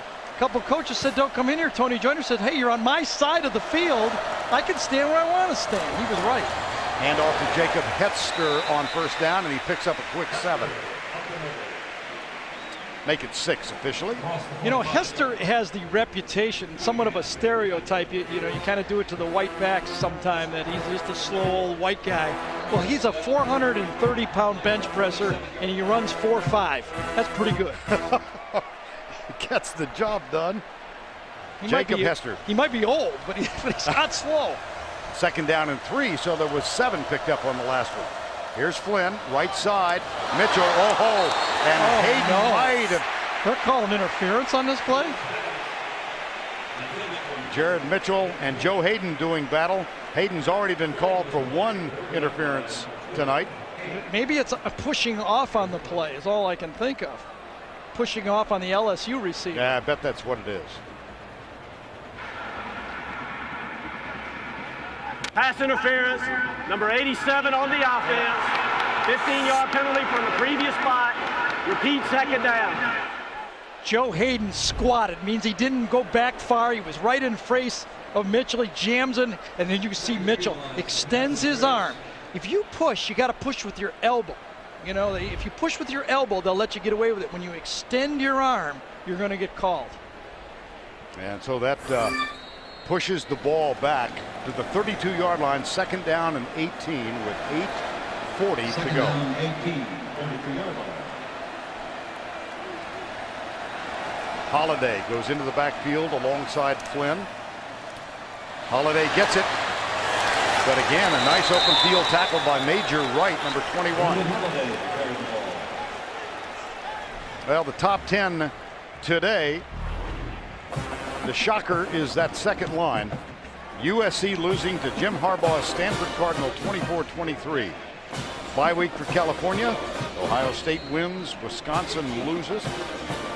South Florida. South Florida's going to be in the top 5. How about that? It might be 4th in the country. Boston College with a big win. Kentucky lost on Thursday night. And the Buckeyes are back in the race for the national championship again. 3rd and 16. Florida brings 4. Flynn rolls right. Wide open. Oh, boy. Brandon Spikes went for the up high hit. Well, I give Flynn credit here, Vern. He knew he had a long way. He had to get past the 50-yard line to get a first down. You can't slide in a game for the national championship when you see linebackers coming. He knew he had to get to the 50. And watch, Matt Flynn does not slide. He tries to get it and takes the hit. That shows me a lot, and it puts it in a position where LSU has a decision whether they should go for it or not. They've made the decision. They are going to go for it. Number 1 team in the country playing at home where they've won 24 consecutive Saturday night games. They scored their last touchdown on a 4th and 3. They're 3 of 3 on 4th down tonight. Right side. Second effort. Yes. Oh, this will be close. Jacob Hester. Vern, I think they got from the near sideline a right-footed spot. That means a downfield spot for LSU. Watch Hester hit the line once and then takes the legs and falls forward. And the official comes in right there and gives him a right-footed spot. Now the yellow line's in the replay. Bang, nothing. Hester's second effort clearly gets across. Yeah, he got it. Absolutely. No knee down. Well, if the yellow line's right, that's a first down. Yellow line's right. Boy, was that second effort by Hester? The guy doesn't fumble. He catches the ball. You know, he was a defensive tackle and wide receiver in high school. boom, there we stop. Second effort. If you want to win a national championship, they told us this yesterday, didn't they? They said, we know it's going to be hard. It's not easy to win a national championship. It's going to come gut check time, and we're going to have to make a play. Number 8's in the game again in the slot. And Ryan Perrilloux is in at quarterback. First down and 10. Perrilloux. They fake the reverse, and Perrilloux, as Derek Harvey stayed home on that one, the defensive end, number 91. Well, let's talk about Les Miles a little bit. Remember we said coaches have to make calls, especially in the fourth quarter. He's been making calls. Fourth down plays, go for it, touchdown. Challenges, could have risked his last time out. He was right. Fourth down play at the 50-yard line, goes for it again. He is laying it on the line, saying, I'm making the decisions. Might be right, might be wrong, but he's taking charge. Charles Scott is in the backfield. He's to the right, number 32. Second down. Here's Flynn back. Across the middle. Yeah. Wide open is Dixon. First down at the 35. Fumble, but he falls on it. Finally, Dixon has the best matchup on the field. And without early Doucette, he's the most dependable receiver LSU has. Lines up at tight end right there. You watch him. Comes out one-on-one. Easy pitch and catch working against Dustin Doe. Dustin Doe, pretty good tackler, but he's not good enough to handle the tight end Richard Dixon. That is a mismatch that LSU could take advantage of. Right guard Lyle Hitt limped off the field, so he's out of there. First down and 10. Toss, right side. Charles Scott. No gain. Brandon Spikes with a tackle, under 5.5 to play. LSU started off this game playing a little sloppy. Penalties, not making plays, dropping balls. Boy, have they answered the bell in the second half, haven't they? This Florida team will not back down. You don't win a championship, you don't have leadership coming back like they do and back down, especially with Tebow at quarterback. But LSU is answering the bell here. Ryan Miller, number 63, has replaced Hitt at right guard. That's Keith Zinger, number 89. Same matchup, linebacker versus Dixon. Flynn, handoff, Hester to the 20, to the 15. LSU, first down.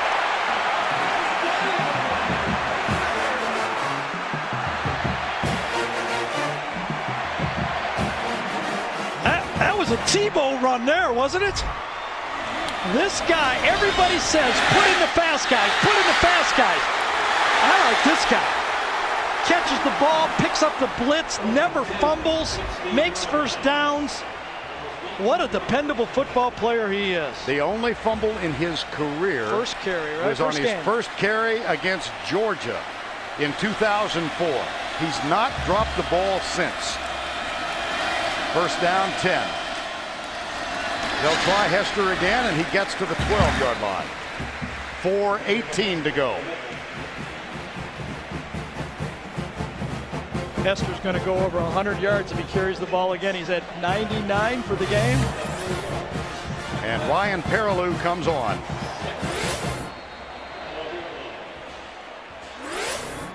Whoa. Second and 6 at the 12. Brandon LaFell, bottom of your screen, wide right. Jacob Hester, Ryan Perrilloux in the backfield. 3:45 remaining. Perrilloux keeps it, cuts right. Down at the 7. Major right with the tackle. It will be third down. I'll tell you, 3-4 years ago, there wouldn't be a coach in the country would dare bring in a backup quarterback in a key situation like this. Les Miles said, we're better with 2 guys. He stuck to his plan. Even when the pressure of the game gets under 4 minutes, he still brings in the backup to run a key play on second down. Colt David has missed 2 tonight from 43 and 37. It's 3rd and 1. LaFell right side. Dixon, the tight end, sets tight right. Option, left, pitch. No. Fourth down. Caden again. Vern, this is a freshman. This is a guy that passed as a quarterback in high school for almost 8,000 yards in his career, and he comes up and makes the play again. Watch number 12 comes up, takes Hester, and he just doesn't block him. He takes him on. Now 4th and 1. Les Miles has gambled all game. Is he going to do it again? How about this? As my friend Bill Raftery would say, onions. 4th for 4 on 4th down tonight. Perilou, the quarterback. Hester, second effort. I think he got it.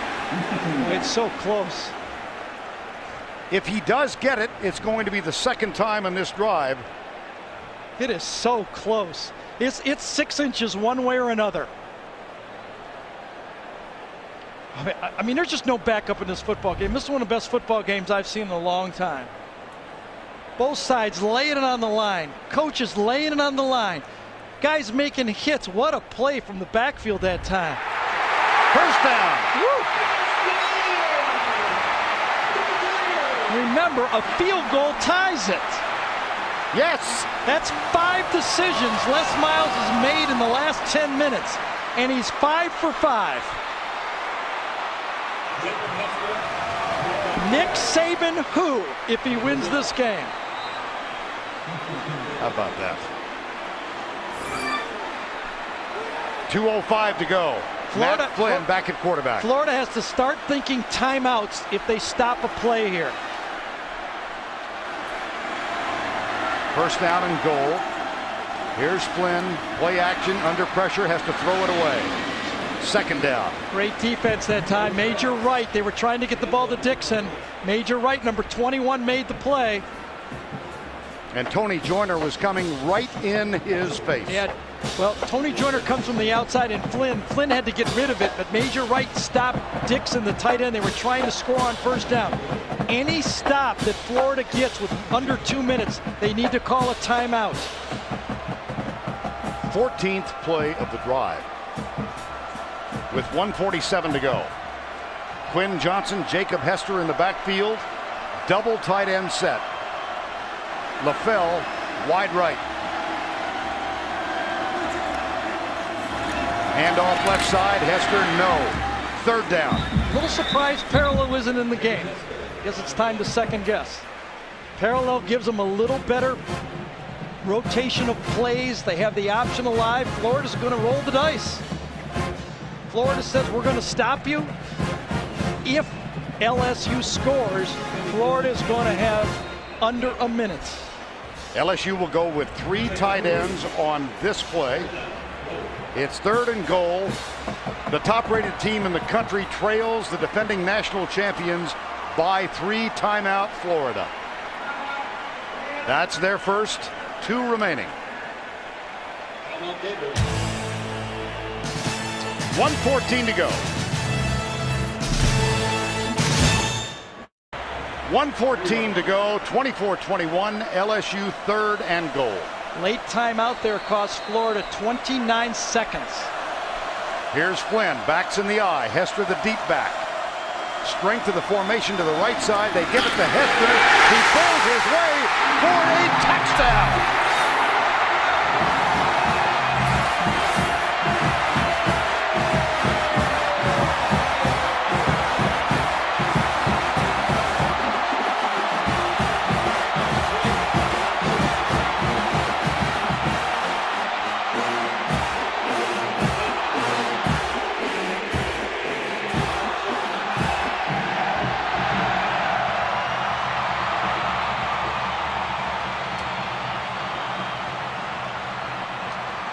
Tim Tebow standing by. Jacob Hester, senior out of Shreveport. The go-ahead drive, 15 plays, 60 yards, and Hester still down. 3rd down call. Hester takes it over 100 yards, plows through. Touchdown. Remember, the decision-making of Les Miles in the 4th quarter. The challenges. 3 different times. 4th down decisions. He came out every decision Les Miles' way. The Florida coach, Urban Meyer, I think burned 29 seconds off by not taking a quick timeout.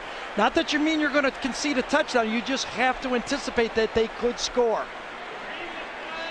They are reviewing it upstairs. Doyle Jackson, the replay official.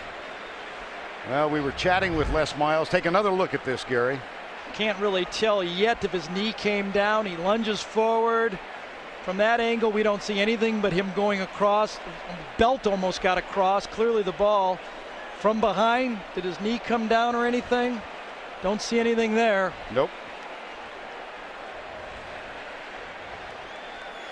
One more look from behind.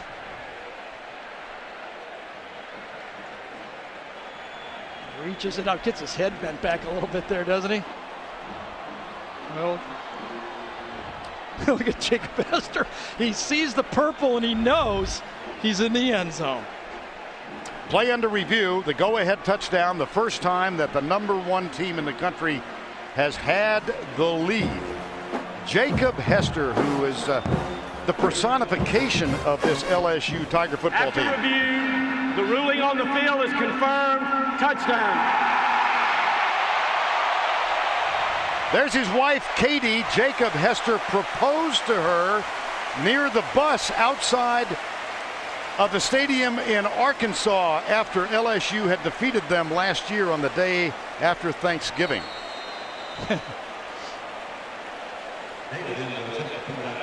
And he told us she really prepares a fine meal. That's right. Well, right now, Colt David with the extra point. Right now, Jacob Hester's never going to have to buy a meal again in Baton Rouge. Jacob Hester twice on this drive, the second effort. He willed his way into the end zone. And the top-ranked team in the country at home on Saturday night against the defending champions have grabbed their first lead of the night. Last year it was Florida that made the plays to the national championship. Will it be LSU that makes the plays at the end of the game this year to run to the national championship?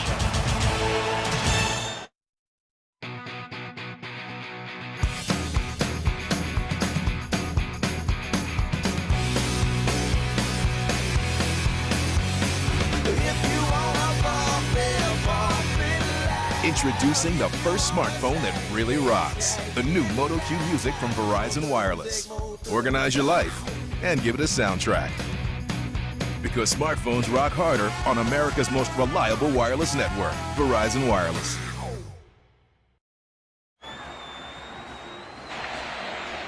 .69 seconds remaining in this ball game. Florida now trailing by 4.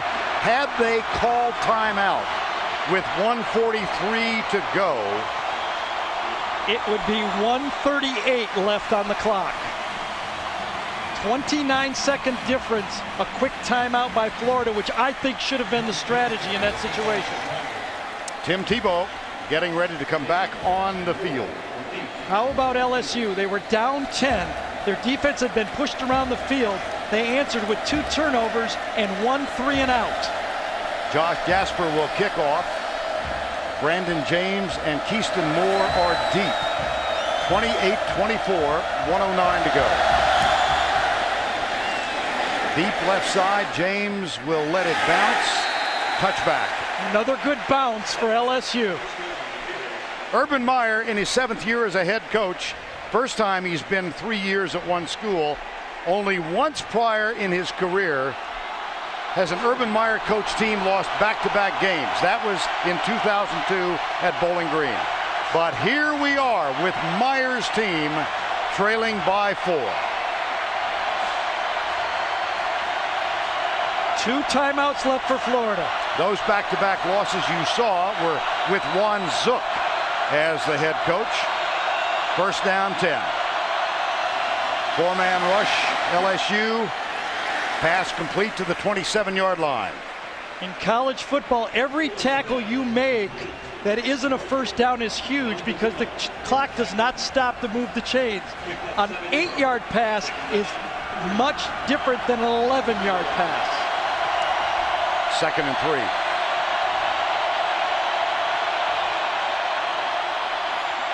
Tebow under pressure, has to throw it away. Clock will stop with 37 seconds to go. Finally, Glenn Dorsey. Finally, the All-American.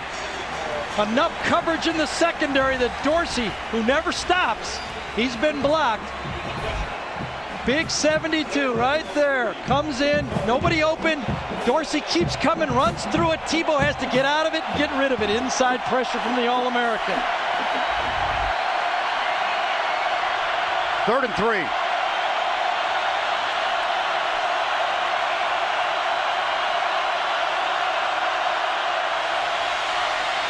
Tebow, contact made. Jonathan Zenon with the interference call. Remember, that flag came from the official right next to the Florida bench.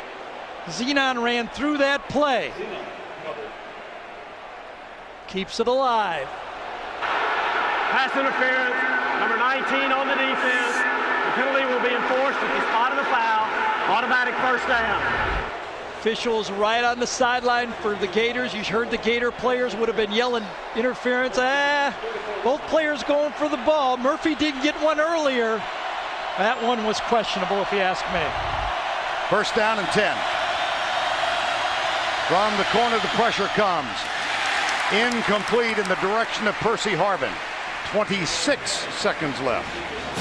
LSU has a little different strategy than most teams in this 2-minute offense. Most teams rush 3 and drop 8. LSU keeps bringing 4. Keeps bringing 4. They want to keep Tebow throwing on rhythm. They don't want him to sit back there all day.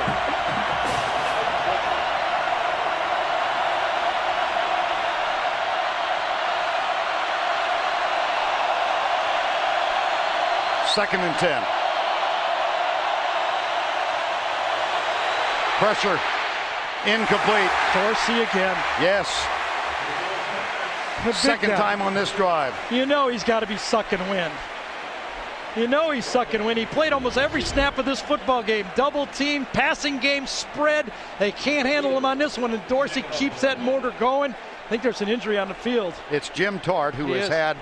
who's had Dorsey all game. Yes, and he's had... yes, he had. He's had Dorsey. He's had a mouthful of Dorsey all game. He doesn't want to leave the field. I wonder if that was a forearm from Dorsey that got him under the chin to start the play. I think it was. A knockout blow right at the snap is what happened to Tart. That's why Dorsey was open. 20 seconds to go. It's a heavyweight fight, and Tart's going to take one right to the chin here. Watch it. It's right there in the middle. Watch Dorsey explode off, delivers one, and Tart goes down. Right to the chin. 3rd and 10.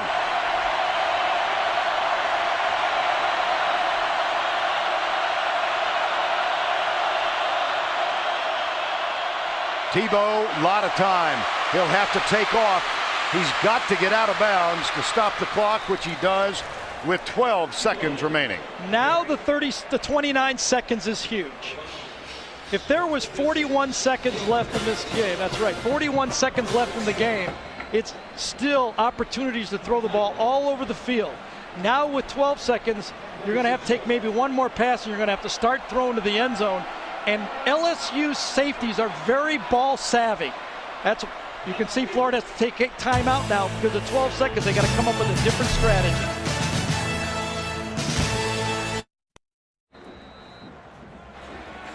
Record crowd of 92,910 here in Tiger Stadium on this Saturday night. The defending national champions 12 seconds away from going down in back-to-back weeks. There's only 2 strategies left. Either 2 deep throws to the end zone, or 1 throw, call a timeout, and 1 throw to the end zone.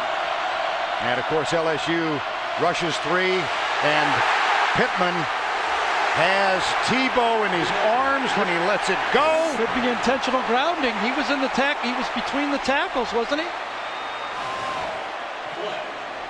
5 seconds left. It's going to be intentional grounding. Has to be. Yep. He did not get outside the box. Yep. Intentional grounding, number 15 on the offense. Penalty will be unfortunate to find the foul, loss of down. Florida had tried to hit one more pass before going to the end zone. LSU only rushes 3. First time from behind, Pittman gets it, he throws it away. That's a good call. Did not get outside the tackle box. Kirsten Pittman. Sorry, Vern. Tebow's might be the only guy strong enough to get this penalty. Worked against him on that one. Yeah, the final timeout called. Some folks are here more aptly dressed than others. 28-24, 5 seconds to go. Glenn Dorsey. Yeah, everybody's in the huddle. Dorsey standing out there by the ball, waving his arms. The guy never gets tired, does he? One more play. One more play.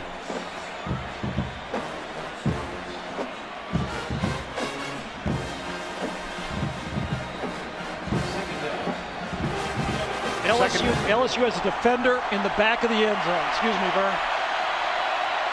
2nd and 11.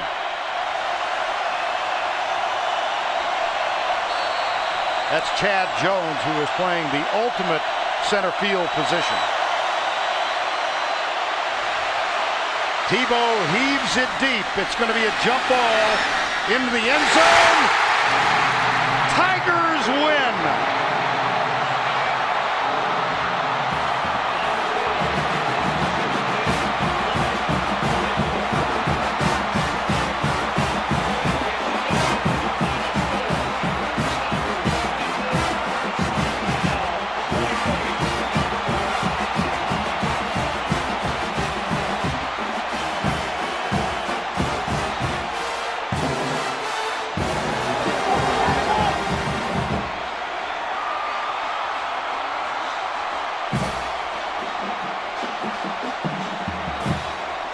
Final play, Gary.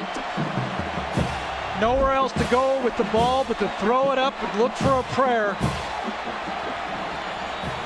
Good ball skills by LSU in the back. Nobody's trying to catch it. They're all trying to knock it down. 5 LSU defenders, only 2 Gator receivers.